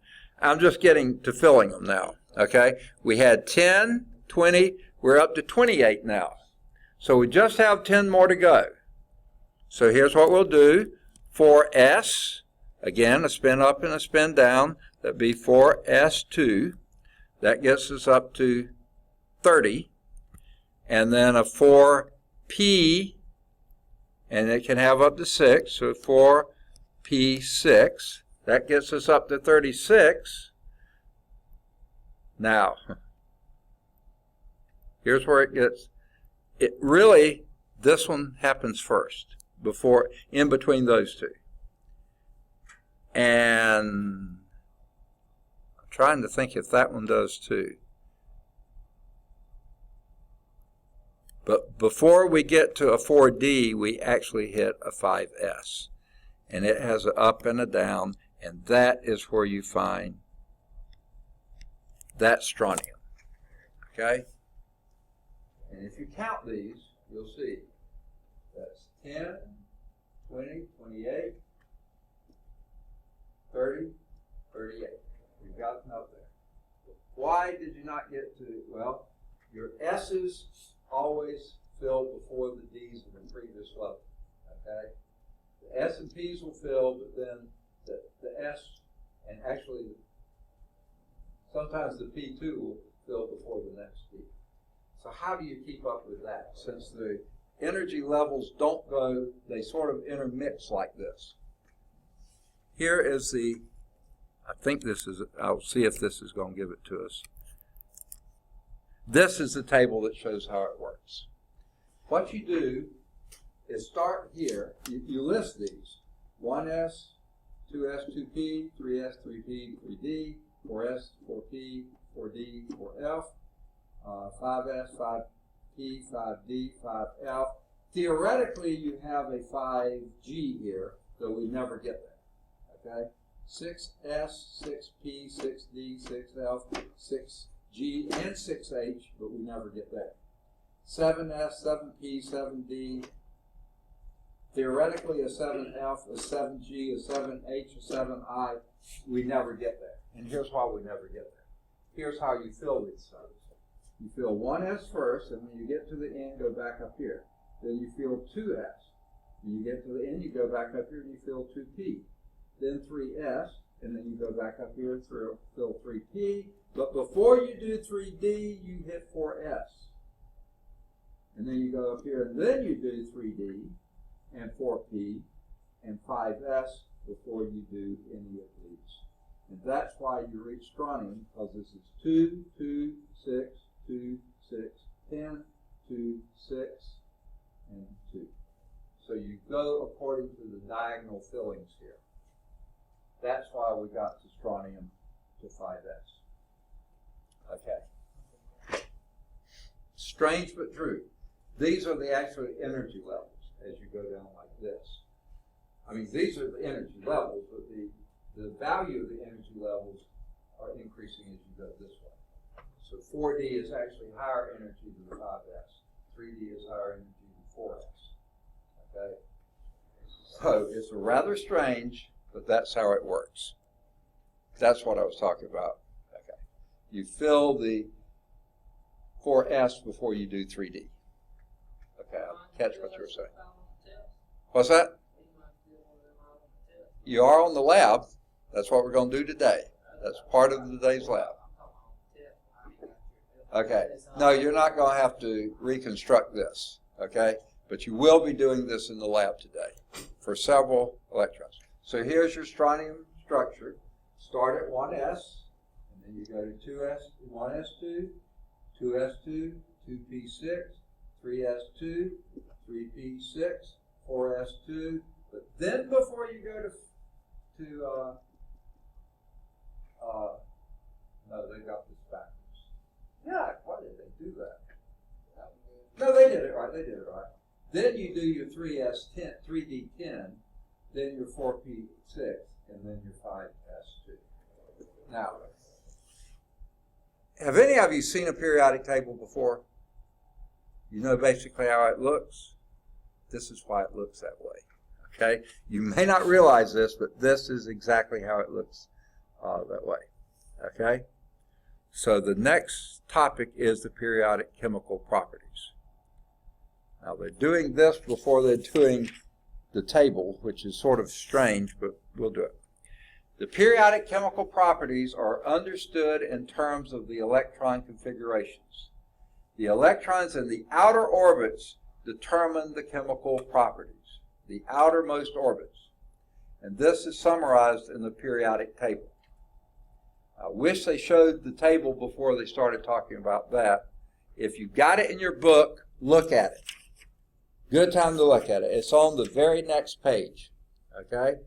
Now, most of you, I noticed, don't have your books unless you're looking at them on your phone screens or your computer screens, which kind of I doubt. Okay? But I'll imagine you were. Okay? I'm sort of living la la land. Okay. You'll see on the periodic table, I think this will see which is bigger. They're about the same size. I'll try to do it this way, that way fewer things will fall out. Okay? Here's your periodic table. Here is your first energy level. This is N equal 1. Hydrogen, helium. That's all, folks. 1s1, 1s2. That's how it fills in that way. Then you go to 2s, 2s1, 2s2, and then it jumps over to 2p1, 2p2, 2p3, 2p4, 2p5, 2p6. You filled up the second. Then you go down to 4. This is hard to hold. 3s1, 3s2, 3p1, 3p2, 3p4, 3p5, 3p6, 3p1, 2, 3, 4, 5, and 6. Filled up 3p. Then you come down to 4s. Okay. Let's go back here for a moment. See, after you finish 3s and 3p, then you go to 4s. But before you go to 4p, you skip the 3d. Now you go up to 3d. So these across here are your d's. But they are 3d's. Even though they're in label 4, these are the next energy level. And notice there are up to yeah. Say again? Yeah. You did the 3p here. You got those 6 in. And then you did the 4s here, 1 and 2. But then you go 3d, and here are the 3Ds. But they're down in level 4. They are the elements fall in here, but these electrons are actually in the 3D level. And how many? 1, 2, 3, 4, 5, 6, 7, 8, 9, 10. So why didn't they start a new? What's that?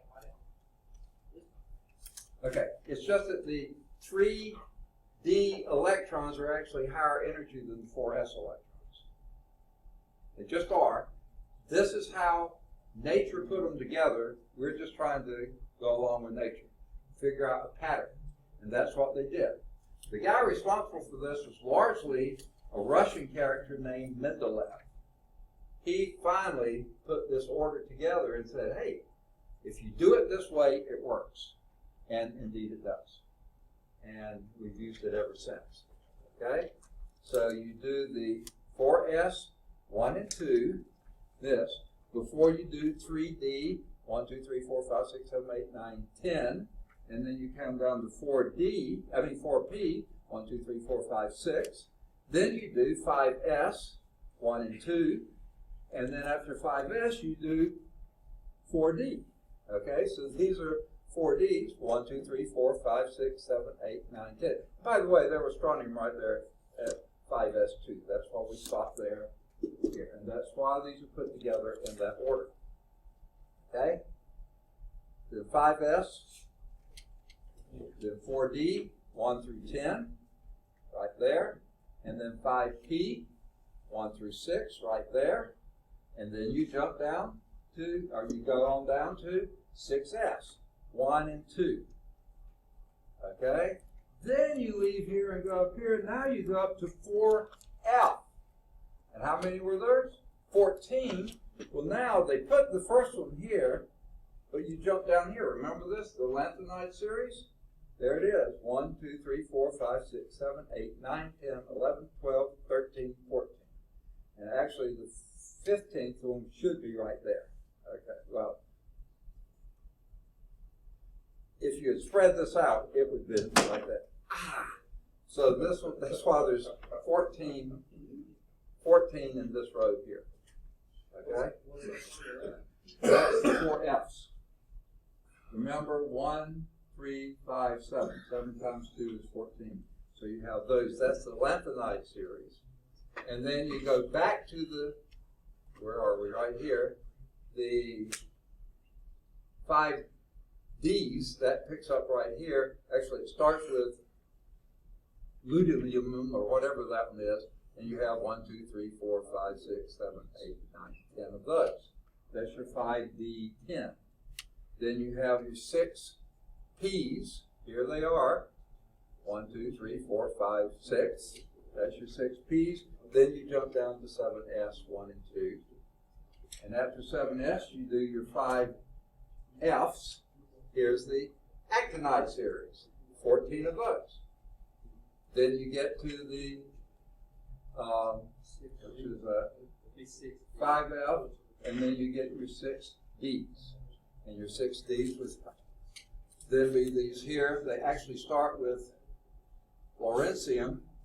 1, 2, 3, 4, 5, 6, 7, 8, 9, 10, 11. No, I'm sorry. 10. And then 7P. Here we have, and this is where the unknowns start. 1, 2, 3, 4, 5, 6 of those. And then if you had an 8th level, it would start back there. But you see, we run out right here.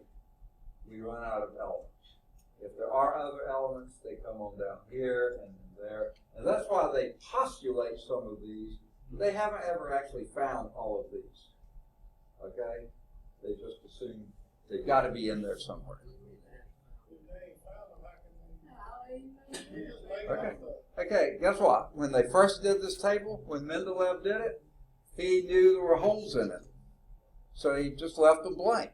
And over the years, we found them and filled them in. We've kept adding blanks as we find more, and then lo and behold, we fill them in. And somebody's older edition here, who was it? DS110 was a blank. They had UU something in it. And sure enough, by the time this edition came around, they had a name for that, DS. And maybe by now they may have filled in another one of these, two of these you use. They know theoretically the possibility is there. We just, for which, 110? Yeah, you see?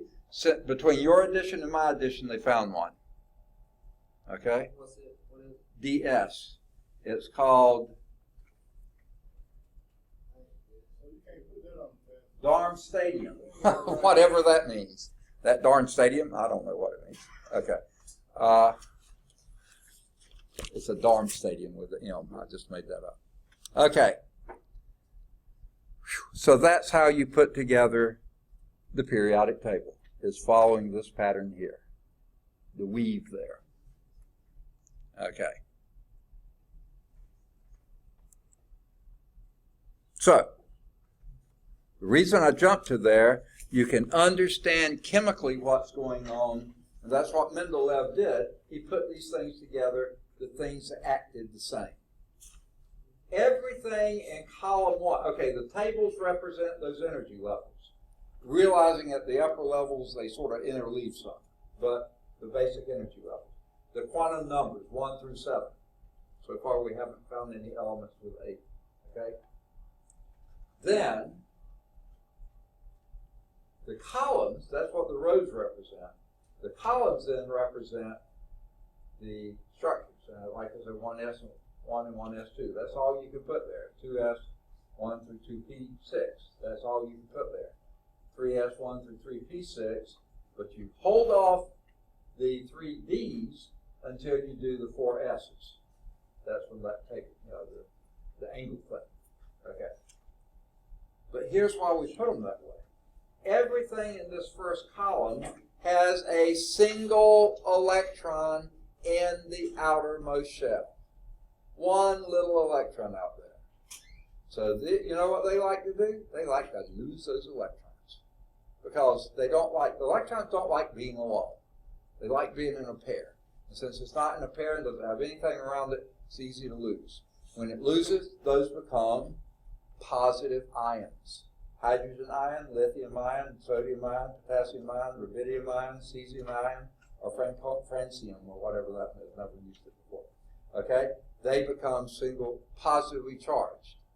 They've lost an electron. So they're attracted to anything with a negative charge. Guess what likes to have negative charges? The 7th column. Because the 7th column, they have, you can think of 6 or 8. If you count these two, they're 8. 8 unpaired electrons. 8 electrons, but they only have 7. So one of those electrons doesn't have one to pair with. It wants another electron. So it steals them from the column 1. Now it becomes negatively charged. And then you have sodium chloride. Table salt. Sodium fluoride. That's what you put in toothpaste to keep your teeth clean. Sodium bromide. Potassium chloride. Potassium chloride is a great fertilizer element. That's how you put potash on your soil. It's not potash, it's potassium chloride. Okay? Potassium iodide. These things combine like crazy. This one loses an electron, that one gains an electron. Then they are attracted electronically, electrostatically. That's what holds them together. You call that an electrostatic bond. These like to lose too because they have 2 in the outer shell. And over here, these are hungry for them, so you might have magnesium. I think the one that I know of. Well, usually they're more complicated things like magnesium carbonate or magnesium sulfate or something like that, which gets a little heavier into chemistry. But these like to lose 2, and things over here that gain 2, and then they come together. Now, in between here, these are our metals. Remember we talked about metals have free electrons. These D electrons here, these are the S's, these are the P's. The D electrons sort of float. They're floaters. It's sort of like in the shop. You may have some people that are working on this, some people working on this, other people that might float because they can go wherever you need somebody. Do you do that? I'm just guessing. If the need comes for it, you probably have some. If someone's specializing in transmission, someone specializing in brakes, something like this, but you might have a floater to help out wherever your bottlenecks are. Well, just about all those d electrons are floaters. They aren't really attached to anyone. That's why they're great conductors of heat and of electricity. Okay? When you get down here, these are rare, rare, rare. They call these the lanthanide rare earths, and these are the actinide rare earths. You just don't find them much, but they have really special properties. In fact, some of these special properties are really special. In the actinide series, you have thorium. I don't know if you've ever heard of that. I can't pronounce the next one, but number 92, uranium. Heard of that one? I don't know 93 very well, but 94 is plutonium. Guess what these are? Big, old radioactive things that are easy to split. This is what we made our atomic bombs, either from uranium or plutonium, because these are big, bulky, complicated atoms that are not easy to split, but can be split. That's where our atomic weapons come from. And these other things are very, very rare. Okay, they don't have very long half-lives. They're radioactive. Everything beyond uranium is radioactive. Some uranium is, but not all of it is. Okay, so that's the properties fit either in the rows or in the columns. So that's what they mean. The electrons in the outer orbits determine the chemical properties. Do they form ionic bonds? Do they form covalent bonds? Oh, and by the way, I didn't mention column 8 here. What's special about column 8? Helium, neon, argon, krypton, xenon, radon, and uranium. They don't have a name for that. I haven't discovered it yet. Gases. What's that? They're all gases. You're right. And those gases, some of those gases are very, very heavy gases. You won't find anything else with an atomic weight of 131 that's a gas, but xenon is. Why? Because xenon has a full outer shell. It has every electron it wants in its outer shell. 8 pairs, 6 pairs, whatever you want to call that outer shell is absolutely full. It doesn't react with anything. That's why, even though the first dirigible or blimp was hydrogen, but hydrogen's very reactive. And when they hit an electrical cable or a lightning struck it or something, it blew up. That hydrogen burned like crazy. Did you know hydrogen burned? What's the byproduct? What is burning another name for burning? A chemical name. Oxidation. So, what is hydrogen oxide? H2O, which is water. Believe it or not, that's the byproduct of burning hydrogen. But it's very hot water vapor, okay? So you don't use it to put out hydrogen fires, okay? But they started filling them with helium next, because guess what? Helium doesn't react with anything. It has 4 completed shells, and the outer electrons are happy as pigs in slop, you know. They don't want to combine with anything. And that's why helium, neon, argon. Where do you find argon? Anyone know? You have it in your houses all the time. Say again? I can't hear. Oh, really? That uses argon. And it won't burn. I mean, it may heat up to very high levels, but it won't burn. Where else do you find them? In an incandescent light bulb. The gas in there is argon. It doesn't combine with anything. No matter how hot that filament gets, it doesn't combine with argon. Nothing combines with argon. Where else do you find it? Sometimes thermal windows. If they're really high quality, they pump those full of argon, so nothing combines with it. You don't have mildew growing or anything else. Nothing combines with it. Nothing can live in there, okay, in it, okay. Xenon, krypton, and that's not just, you're into Superman, aren't you, okay? Kryptonite, science fiction, but they use the name off the periodic table because no one ever heard of that one anyway. Okay. So these are all summarized in the periodic table. The rows are the periods. The columns are the families or groups. And let me give you these names now. That first column that like to lose that outer electron, the only electron they have there, those are called the alkali metals. Those are family 1A. Column 1 on the far left. And hydrogen's in there too. The only reason hydrogen's in second.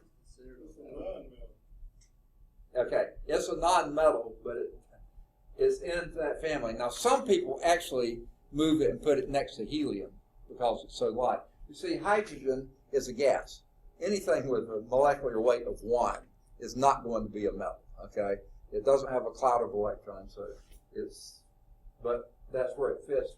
Chemically, it acts like it, all the others, but physically it's not, okay?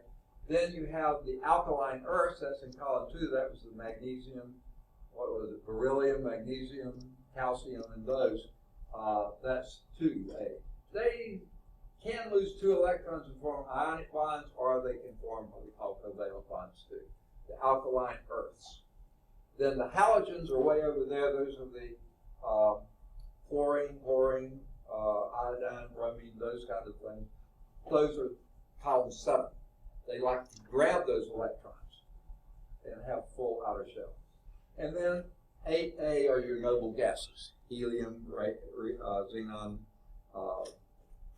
neon, argon, those kind of things. And here's, speaking of argon, here's James. Okay. Or is that krypton? Okay, I don't remember. Okay. We're only missing Terry. He's the only one out today so far. But, of course, it's still early. No. Okay. Second. Well, maybe they'll all come on Tuesday. And by the way, those that come in late, Tuesday we are having pizza. Do any of you have any big preferences or things you can't eat? So far, everybody said pepperoni was great. He said he likes sausage. Who? I like pepperoni. Second? Pepperoni's good. Pepperoni's good? I don't mind getting others, but I just was wondering. Everybody okay with pepperoni? Does anyone not eat pork? If so, I can get 1 cheese. You do want to meat lovers? Yeah. We can do that. Oh, I think they have them there. They have Roadhouse. What's that? Roadhouse. Roadhouse? At Little Caesars? Yes. Is that the closest to meat lovers? You have 3 meat things. 3 meat. That's what they call them, the 3 meat pizza. Is that okay? Okay. 1 of those or more? Huh? More than 1. How many? Half of them? 3 or 4? We're going to get 7, remember? 3. 3 meats and 4 pepperonis? Is that too much? No, that sounds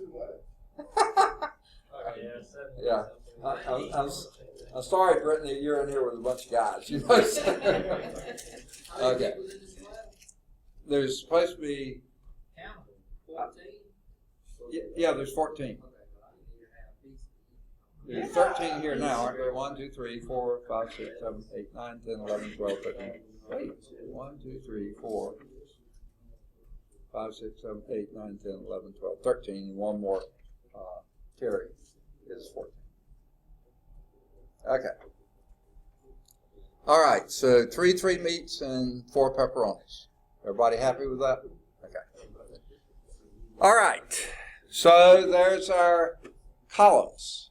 At least 2 on the left, 2 on the right. Now, the A group families, you notice all those are A's. Those are the main groups or representative elements. The B groups are what we call transition elements or your metals. And you'll notice that in your periodic table, why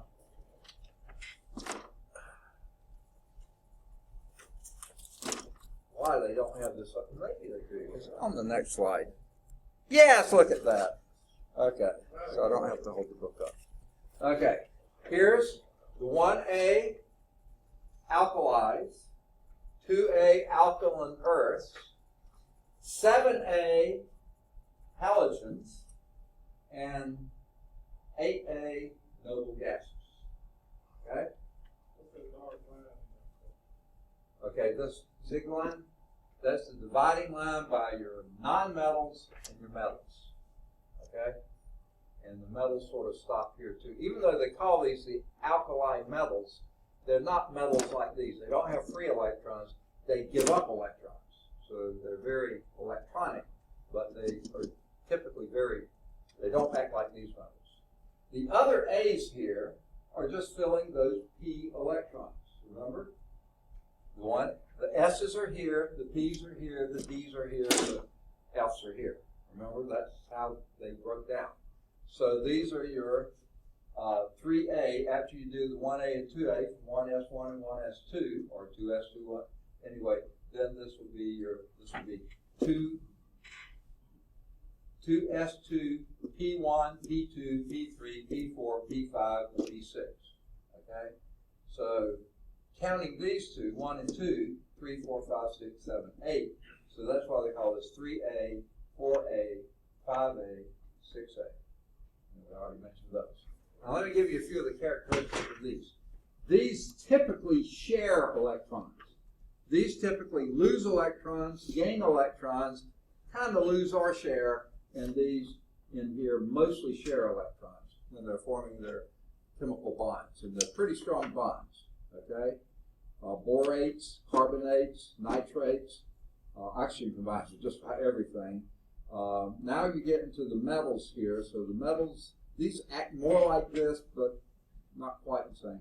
But your silicates, your phosphates, your sulfates, chlorates, but they also form chlorides like chlorides and stuff like this. And these are fairly rare up here, but you know, you do have them. But your metals creep over into these, so these are sort of like metals too. Okay. But then these are what they call the transition, the Ds. In other words, these are your D electrons.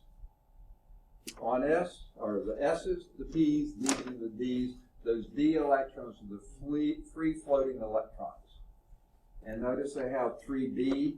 They sort it down 1, 2, 3B, 4B, 5B, 6B, 7B. But then they combine these three together and call them 8B. Okay? Now look at the first row of those 8Bs. What do you see? Oh, right here, 8B. Iron, cobalt, and nickel. Where have we seen those before? Magnetic, naturally occurring magnetic materials. The first one of these transition metals, those three in 8B. Perhaps these have magnetic moments, but they're big, bulky, complicated, and rare things. So they, I don't know. These three are your naturally occurring. And then say again, they really do seem like it, but you see, these were named. Some of them were named by the Greeks, some of them were named by the French, some of them were named by Germans, some of them were named after people. You know, so yeah, there's some strange names. Yeah, sort of like science, right? See, okay, because its first original name started with K. I don't know in the Greek or whatever. Like sodium was natrium. In the Greek, it's natrium. And I just don't remember what the name of potassium was. Do you know what all of them are? I know what a lot of them are, probably not all. I would have to guess on some of them, especially these down here. They're so long, I don't ever keep up with those.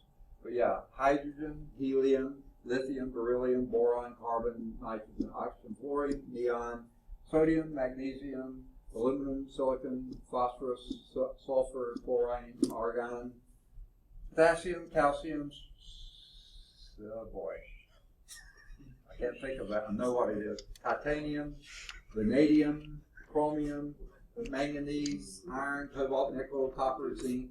And notice here, this is the bizarre thing here. These, I said, they started with 3, 4, 5, 6, 7, 8. Here's 1B and 2B over here. Now, I don't know why they say that, but that's where they put them, the 1B and 2B. I'm sure there's a reason, I just don't know what it is. One person made this chart. What's that? Is that the problem? Too many people made Yeah, too many cooks spoil the soup, don't they? Yeah, okay. So this is gallium, germanium, arsenic, I think, selenium, bromine, krypton, rubidium, strontium, yttrium, zirconium, I think, molybdenum, rubidium, or one of these is rubidium,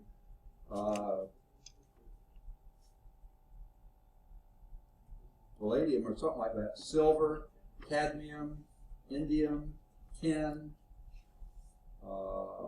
This is a strange one. It starts with A. I can't think what it is. Antimony, I think it is. I think it's antimony. Tellurium, iodine, xenon, cesium, barium, lanthanum, and I don't know much of the rest of those. Osmium, iridium, I think that's platinum. Yeah, platinum, gold, mercury, tellurium, no, and lead, bismuth, polonium. Second, PB for lead is the original name was plumbium, so they named it PB. Plumbers use lead a lot. I think that came from Plumbium. I think that's where their name came from. So that's the periodic table. Everything we did with electron structure is, you can see it here if you know how to look. Okay, and that's why that crooked table, the sheets like that, the angles, because that's how these fill up the electrons. Okay, let's see. So there were the B transition metals. That's why I turned to this. Okay, now let's go back and look at this. You were asking about these dark lines. The nonmetals are over there in the upper right quadrant. The metals are in the middle. And, okay, the semiconductors, they haven't gotten there yet. They're in between this. Some of these are your semiconductors. Germanium, I think maybe, no. Is that antimony? Yeah. And in the book, they got it in green. Yes, exactly. And I wish this were color coded like the book, but they start actually with boron, silicon, germanium, arsenic. There was arsenic. Antimony, isn't it? Yeah, antimony, tellurium, and then polonium. Okay. So these, okay. Those are the green ones. Let me see. I can do that, I think. Sort of, not well, but I can do it.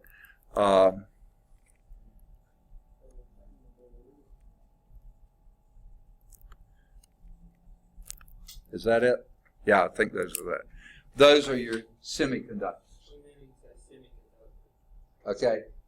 Your metals conduct electricity really, really well. Your nonmetals don't conduct worth a two, usually. Okay. Aren't there some gases that we conduct?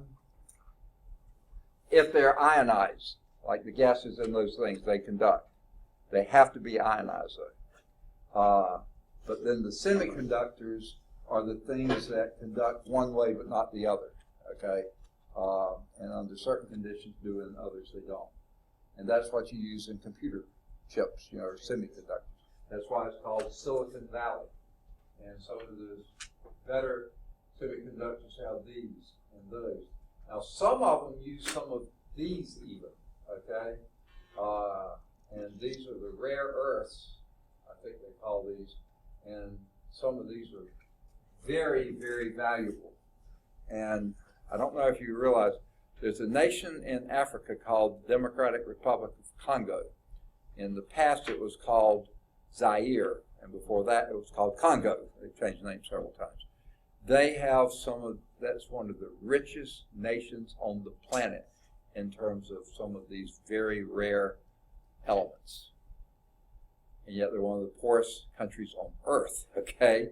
And their governments have been corrupt for years, but foreign countries have come in and bought out the mineral rights and left the country with nothing, so it's really a sad thing. In fact, if you want to read a sad but true historical book, King Leopold's Ghost, the original name for the Congo was Belgian Congo, because Belgium, that was their one and only colony, I think. They may have had a few more.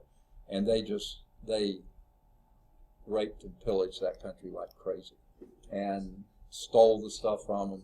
King Leopold was the king at the time, and that's why it's called King Leopold's Ghost. But anyway, some of those rare things in there are found in some of those places. Okay, so the metals, think of the periodic table. The blues, those are the ones over here, this side of the green line. The nonmetals are to the upper right of the green line, and then the greens are the nonmetals, okay? Semiconductors. Now, the noble gases, the ones on the far left, they don't combine with anything, so they don't count, okay? They're nonmetals for sure, but they don't combine with anything, okay? Then you have the 1, 2, and 3 outer electrons. They lose to become positive ions. Those were your 1s, 2s, and some of these 1s and 2s, and your 3s here and your 3s there. Mostly here, not so much here. Okay, so 1 and 2's here, the 3's here, but in some sense it's 1 and 2 here, and a little bit 3. These are more of your transition metals, though, so they don't act like the others. The A's are the ones that do it. Okay, 1, 2, or 3 outer electrons lose to become positive ions. Okay, these are all metals, but these are your soft metals. They're not your transition metals. They're the soft metals. Okay. The 5 to 7 outer electrons, they tend to gain electrons. That's 5, 6, and 7 here. Remember, the 8s, they don't combine with anything. So these combine by either grabbing electrons or sharing electrons. Okay? The semiconductors are intermediate between the metals and the nonmetals. Okay? They sort of go in between. Some ways they act like metals, and some ways they act like nonmetals. Okay. Now, this is what we call the electron dot notation. This shows the outer electrons. Everything in the first column, and that's why hydrogen is in here with these alkaline metals, has a single electron in its outer shell. Of course, that's the only electron hydrogen has. These have at least 2 more and many more in there. In the second column, they have 2 electrons in the outer shell. So these are the 1A and 2A. This is 3A through 6A, okay? Or 8A, or whatever, yeah. These have 3 in the outer shell, 4, 5, 6, 7, and 8. These don't combine with anything. They are filled outer shells. They love it. These want to rip off an electron, so their outer shell will be filled. These like to lose an electron, then they don't have that outer shell, so their outer shells are filled. They just like, see, this one, when you lose that electron, looks just like that, okay? No, just like neon, okay? And potassium looks just like argon. It has a full outer shell, and it's happy as it can be. It's not argon, but the electron configuration is like that. These, when you fill the outer shell, it looks like argon or neon or krypton, okay? They love to have those filled outer shells.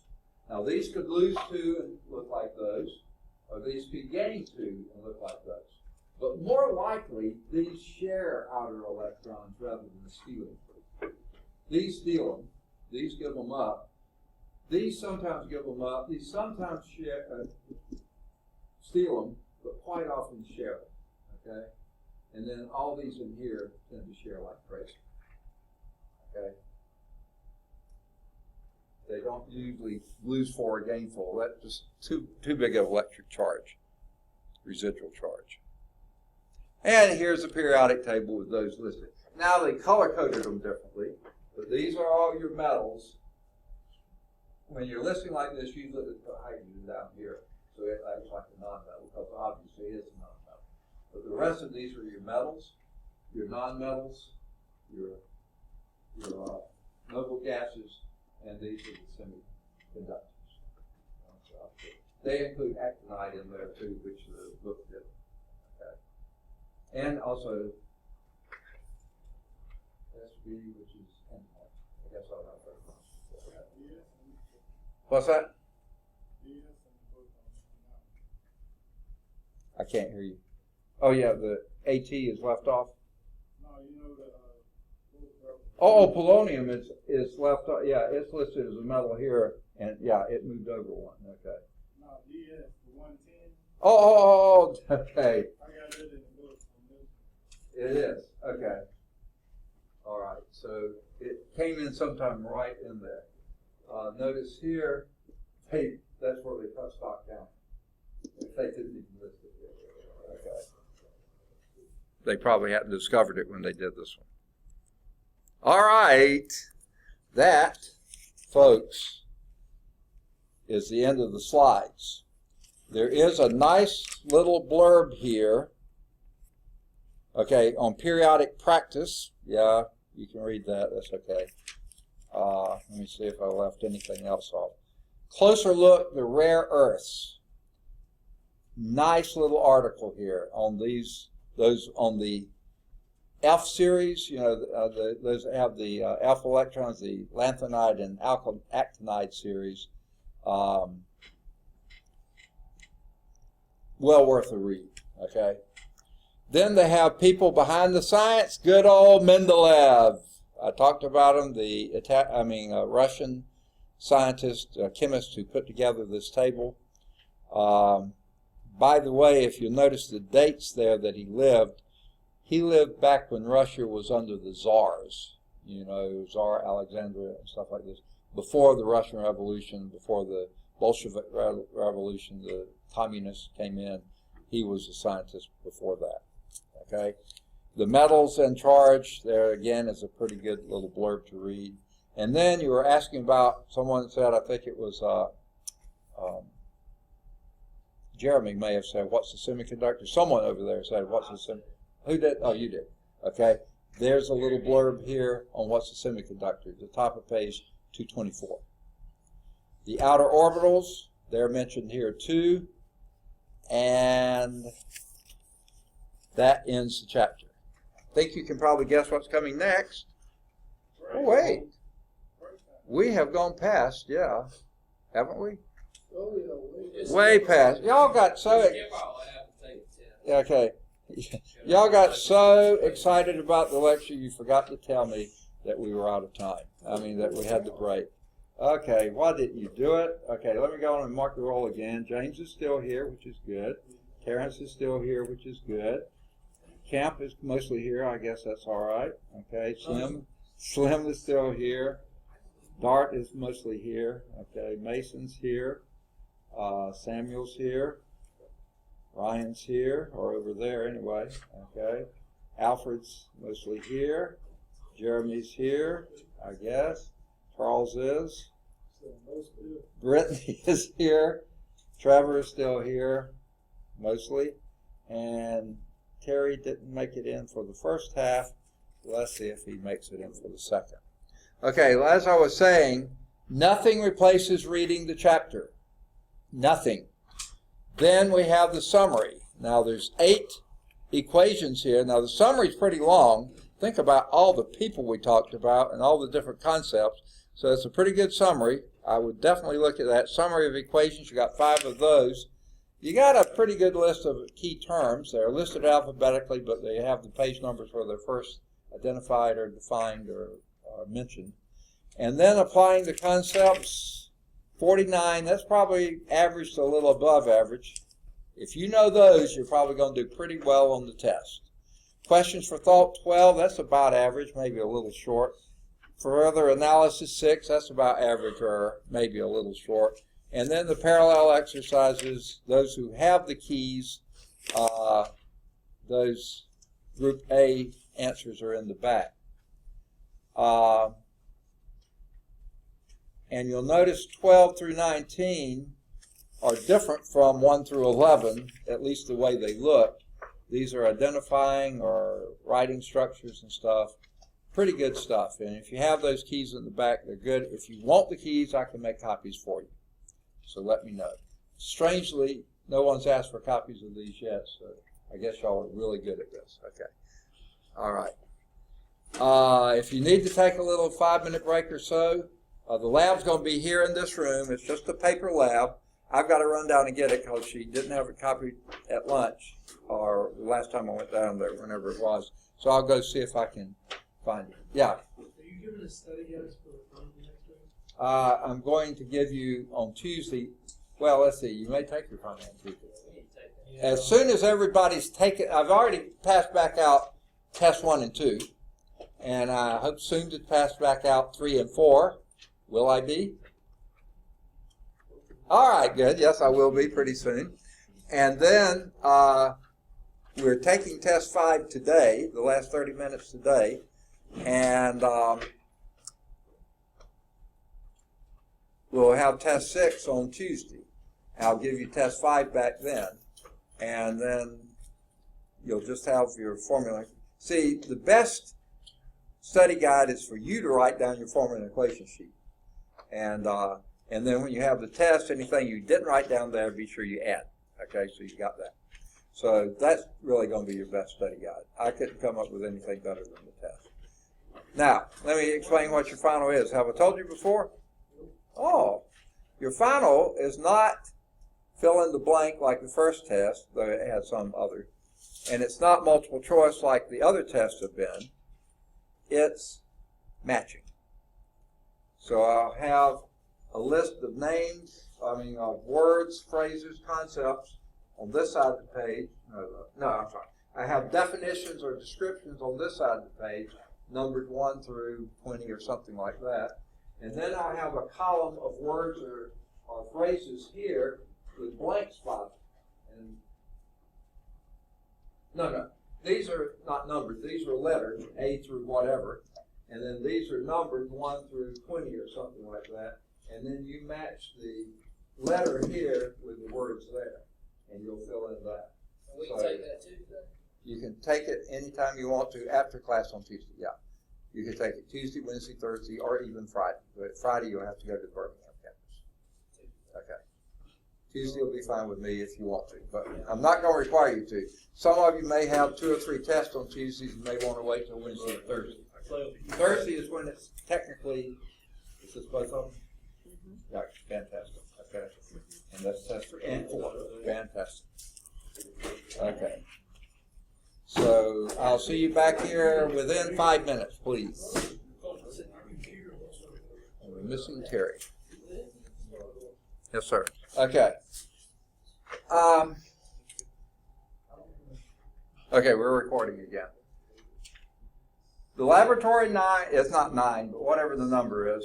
Atoms and periodic properties.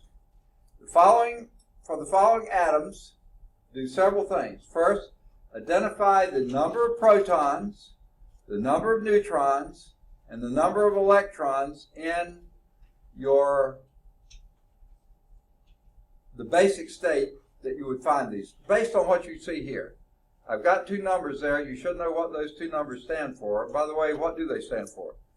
Let's take that carbon 12. Okay? What does that stand for? The 12 stands for? Atomic number. Yes, atomic mass on average. And that's, the total number of what? The upper number is atomic mass. The lower number is atomic number. Okay, what does atomic number tell you? How many protons it has, and if it's neutral, how many electrons it has. Okay? And what does the upper number tell you? You said total number of what? You were real close. Yeah? And what is that the total number of? What did he say? He said total numbers, but he didn't say total number of what? Of what? Total number of neutrons, maybe? Total means something with something. Total number of your protons plus your... Yes, neutrons. Plus, that's what's in the nucleus, right? And that's what makes your atomic mass. Exactly. Okay, so the upper number is your total number of protons and neutrons, and the lower number is the The thing on this paper is kind of backwards. The lower number is the number of protons. protons. You got it. Subtract your protons. Are these numbers Okay. supposed to be upside down? What's that? Like in the book, it shows it like flipped upside down from the way it is on the paper. Like the 12's on top on here, but in the book, it's 6. Okay, where on the book are you looking? Okay, yeah. What I was trying to show you, hold on just a minute. Yeah, they got 6 and 12 in there. Okay. Okay, hold on just a second.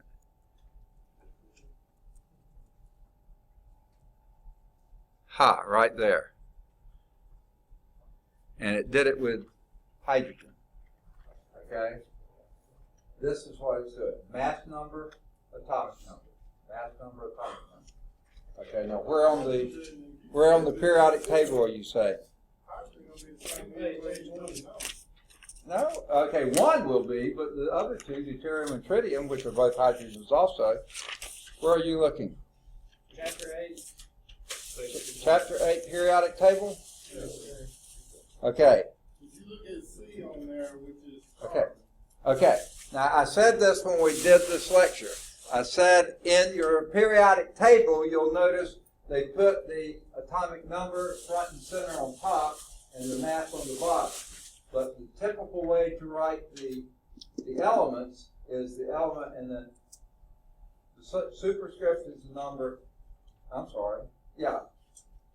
the mass number and the subscript is the atomic number. That's what's here. And that's what's in the text of your book. Alright, so how do we figure out how many electrons it's got? Okay, we'll assume this is, if this were a plus or a minus there, that would mean it's an ion. Without a plus or a minus meaning it's a neutral atom. And if it's a neutral atom, now, as electrons, perfect. Okay? So you got two of those as a piece of cake, right? And the third one's pretty easy too. Yeah. But Okay, yes. What's the difference between like a hydrogen, like, for instance, magnesium? Okay, what about it? What magnesium ion? Okay, if you saw a plus or a minus, that would be an ion. You don't see one. That means it's an atom. That means you have the same number of protons as electrons, which makes it pretty easy, right? Yeah. Okay, don't make it any harder. That's my job. Okay? So what's the electron configuration? Second? Electron configuration. Electrons what? Configuration. Oh, configuration. Okay. That's your things like, okay, y'all got this concept? Yeah, I'm good. Okay, your electron configuration was like we did with strontium. That's what we got to do all the figuring up. And you asked for it, so you're going to get it, Toyota. Okay. Sorry. That's where you use this thing. And it will come out an answer looking like that, only that's only strontium. So none of yours will be just like that, but some of them will be awfully close. So how exactly do I do this? You got to walk through it. Okay? Pick something that's not on the page. Look at your periodic table and pick something. I don't have to figure out. Okay? I'll find you one. There's a periodic table. Krypton. Okay? So we'll do krypton. Krypton is, you tell me what numbers are put where. Anyone who's got a book. Okay? Like we did before. I don't want to scroll back there. Like you see on your page here. Like carbon is 12,6. What would you have for, oh, you got it right here. What would krypton be? Can't read that. Okay, someone is close enough to read it. 83.8, Okay, make that 84 84, and 36. and 36. So 84 would be on the upper and 36 on the bottom. You buy that? Yeah. Okay, let me get my pen. So we're going to do krypton. 84. Ooh, where did that come from? Okay. All right. 84 krypton 36. Okay? Do you want it all or just the configuration? What do you mean? Is that the electronic configuration? Electron configuration. Is that what you're asking for, or you want all the... What's the period? No, I want to know that. Okay, we'll get there. Do you want number of protons, number of neutrons, number of electrons? You all got that figured already, right? Yeah. Okay, so you go to electron configuration. So what are we trying to add up to?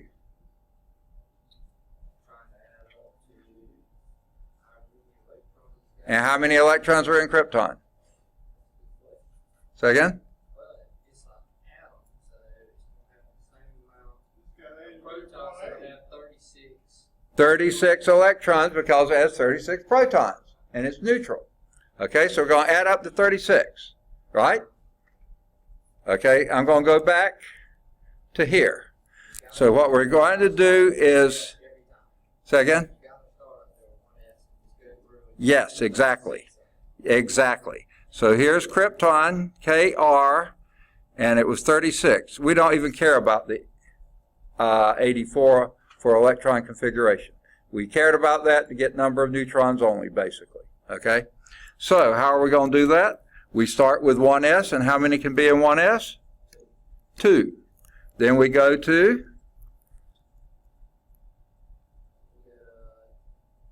2s, and how many can be there? 2. Okay, so we're up to 4 now. We got to go to 36. Then we go to 2p, and how many can be in 2p? Second? 6, you got it. Okay, and then we go to what? 3s, and how many can be in 3s? 2. Okay, what we're up to? We're up to 12, and we now get to 36. We keep going. After 3s, we go to, what's that? My question is, Okay. I'm totally lost right now. Let's I go got- back okay. to the 1S. I got a real simple question. Okay. Like on C, when I only have 6 of them, I only need 6. I go 1s, come back around, I do 2s. That's only 4. 4. So then I go to 2p. And how many do you do? I only do 2 because I need 6. You only need 2 of So I just do 2p to the second instead them. of 2p, 6. yeah, because, okay, here's what you're doing. Let's go back to the periodic table.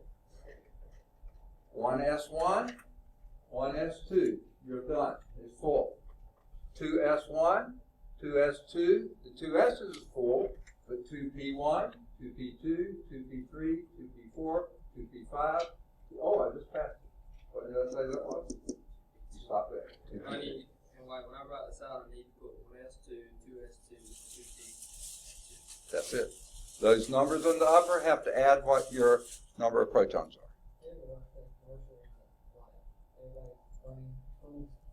On like the last one, 79.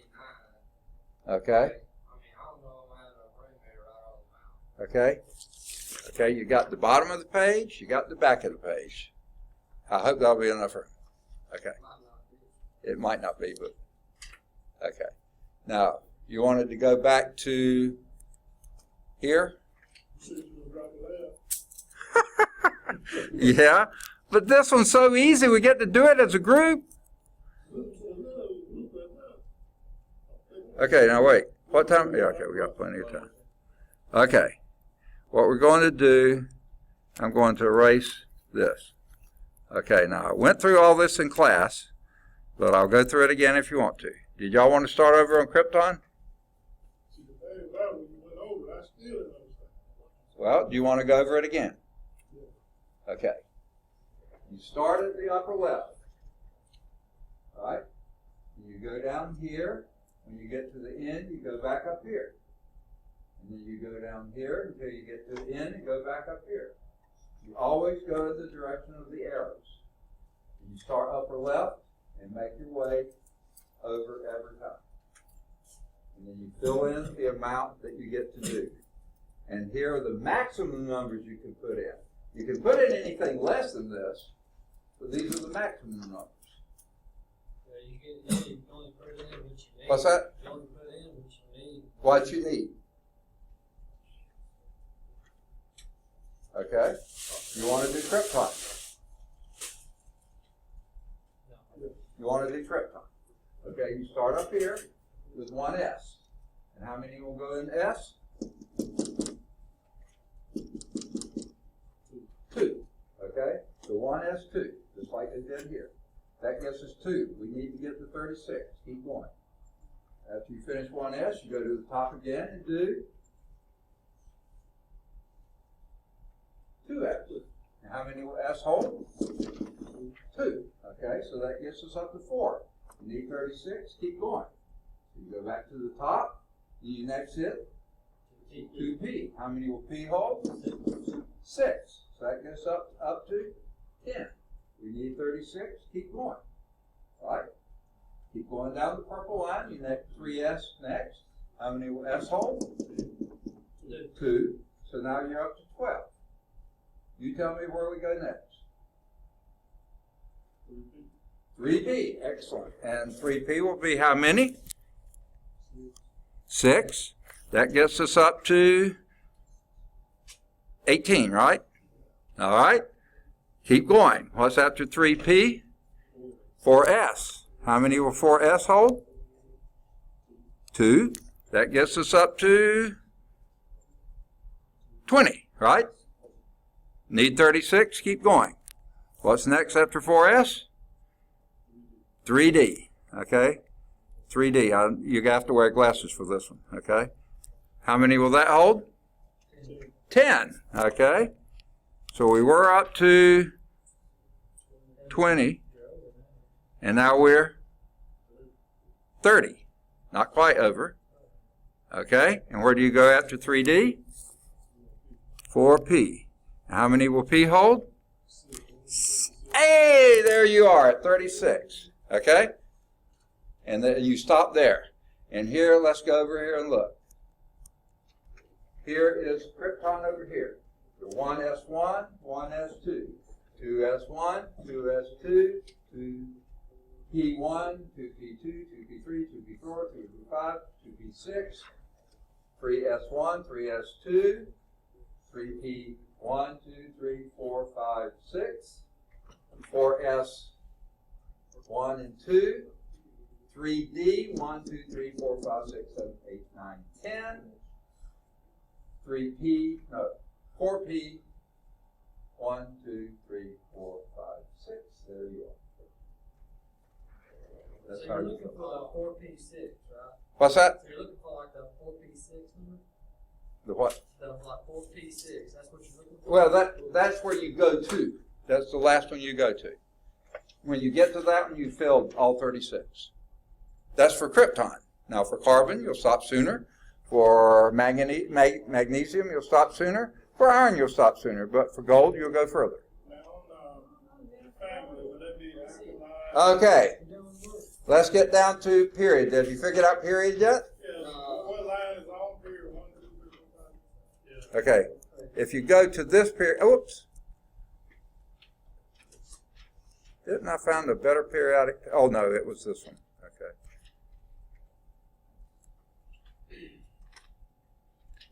Neither one of these show you your. Actually, started in period 1. Okay. Let me fill in what's in your book that's not on this. These are your periods. Okay. 1, 2, 3, 4, 5, 6, and 7. Okay. Those are the periods. That's not on the slide, but it is in your book. Okay. So, it's pretty easy to figure out once you find the carbon, what period is it in. That's which row it's in, right? Okay, now family. The family is the thing at the top. This is 1A, 2A, all like this. If you find carbon, you'll find this family. You go up to the column label. The period is the row label, the family is the carbon label, the column label. Say again? I can't hear you. Roman numeral and the letter. Everybody understand? Family is a Roman numeral with a letter. It's whatever's the top of that column. The number of outer orbital electrons is the number that's above the symbol, right? Like hydrogen is 1 outer electron. Okay, yeah, that's it. Hydrogen would be easy. All these would be easy. The transition metals get a little weirder, so I would say go with the numbers that you see here in the family. Okay? Okay, so like, say for instance, like row 5, we're talking from left to right, row 5, every one of them in that row would have 5 outer electrons. No. Your column numbers. 1 outer electron here, 2 outer electrons here. I just said, like, from You left said to row right. 5. Yeah, I'm talking about from Oh, left to you're- right. I was meaning column. You're meaning column. Okay, I thought you meant row. Okay. Lacking the word. Okay. So, I didn't realize. Yeah. Column 5, like here, yeah. Everything here would be 5 outer electrons. And I would say over here, say the same. The trouble is, these are transitions in the two, but just for the sake of argument, use the number that's above it. Okay? And metals, nonmetals, and or semiconductors basically go to that slide. Now that slide's colored different from the book, but the metals are the blue, the nonmetals are the green, and the semiconductors are your yellowish there. Okay? Do you see?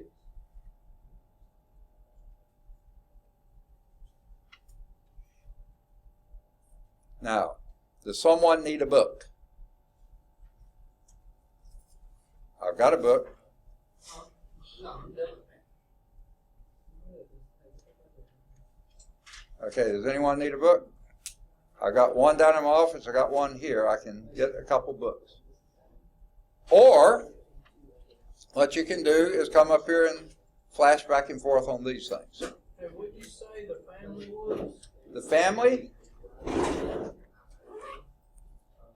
okay, the period are the row numbers, and the family is the column. And there you put both the Roman numeral and the letter.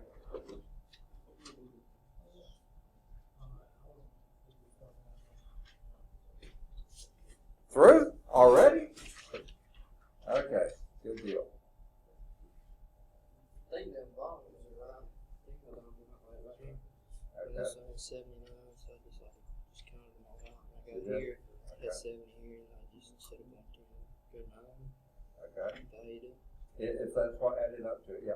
Yeah, well, I just know it was 70 here, so then so that'd be 10 Yeah. would be Yeah. All right. Make sense so far? Okay. Now, with the number of orbital, Say this again. our orbital electrons, that'll be, Okay. For your A's, that's definitely the Roman numeral in front of the A. 1, 2, 3, 4, 5, 6, 7, 8. That's it for that. For your B's, you can use that same number. That would be what I do.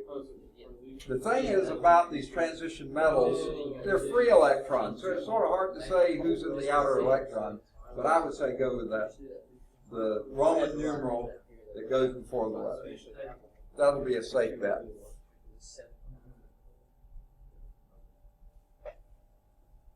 Okay.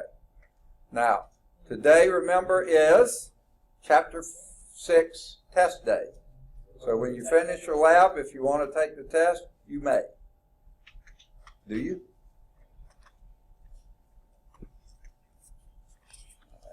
Okay. Ready for it? You can use formula and equation sheet, scratch paper, calculator. Now, if it gets to be 5:15 and you're not through with the lab, you can either take it home with you and finish it, or bring it back on Tuesday and we'll take class time and finish it. Because guess what? This is all we got to do. So Tuesday, now that we know we finished the chapter and I gave you the lab, what we'll do on Tuesday, everybody here? What we'll do on Tuesday is number 1, eat pizza. Number 2, finish the lab. Number 3, take the test on chapter 8. Okay? Number 4, you either go home or if you elect to, anytime after you finish the test on Chapter 8, if you elect to, you can take the test on your final exam. You understand?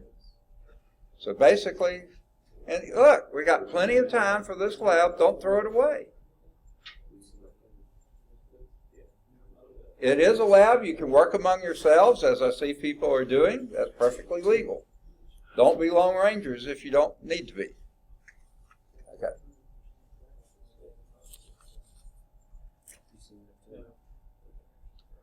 All right.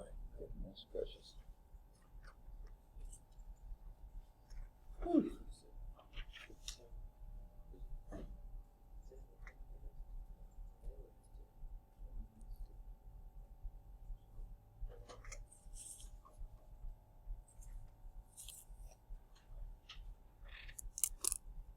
Okay. You want Chapter 6 test now? Okay.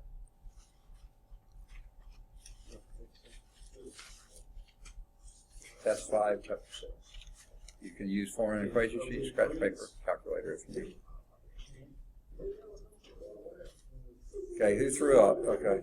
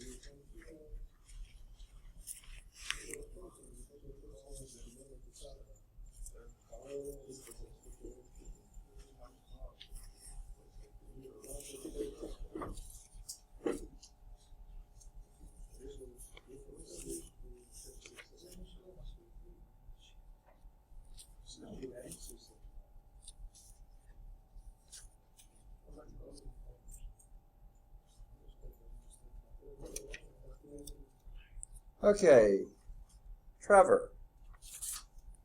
Thermometer fixed points? You did that lab. I forget. Okay, you give me a cheap paper back. Is that what you said?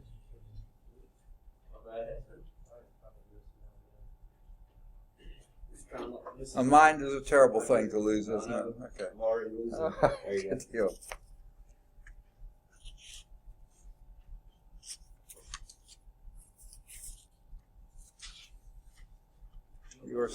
These labs are supposed to be memorable. You're not supposed to forget them. Okay.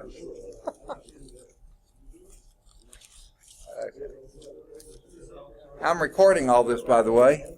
So I'm going to turn off the recording now so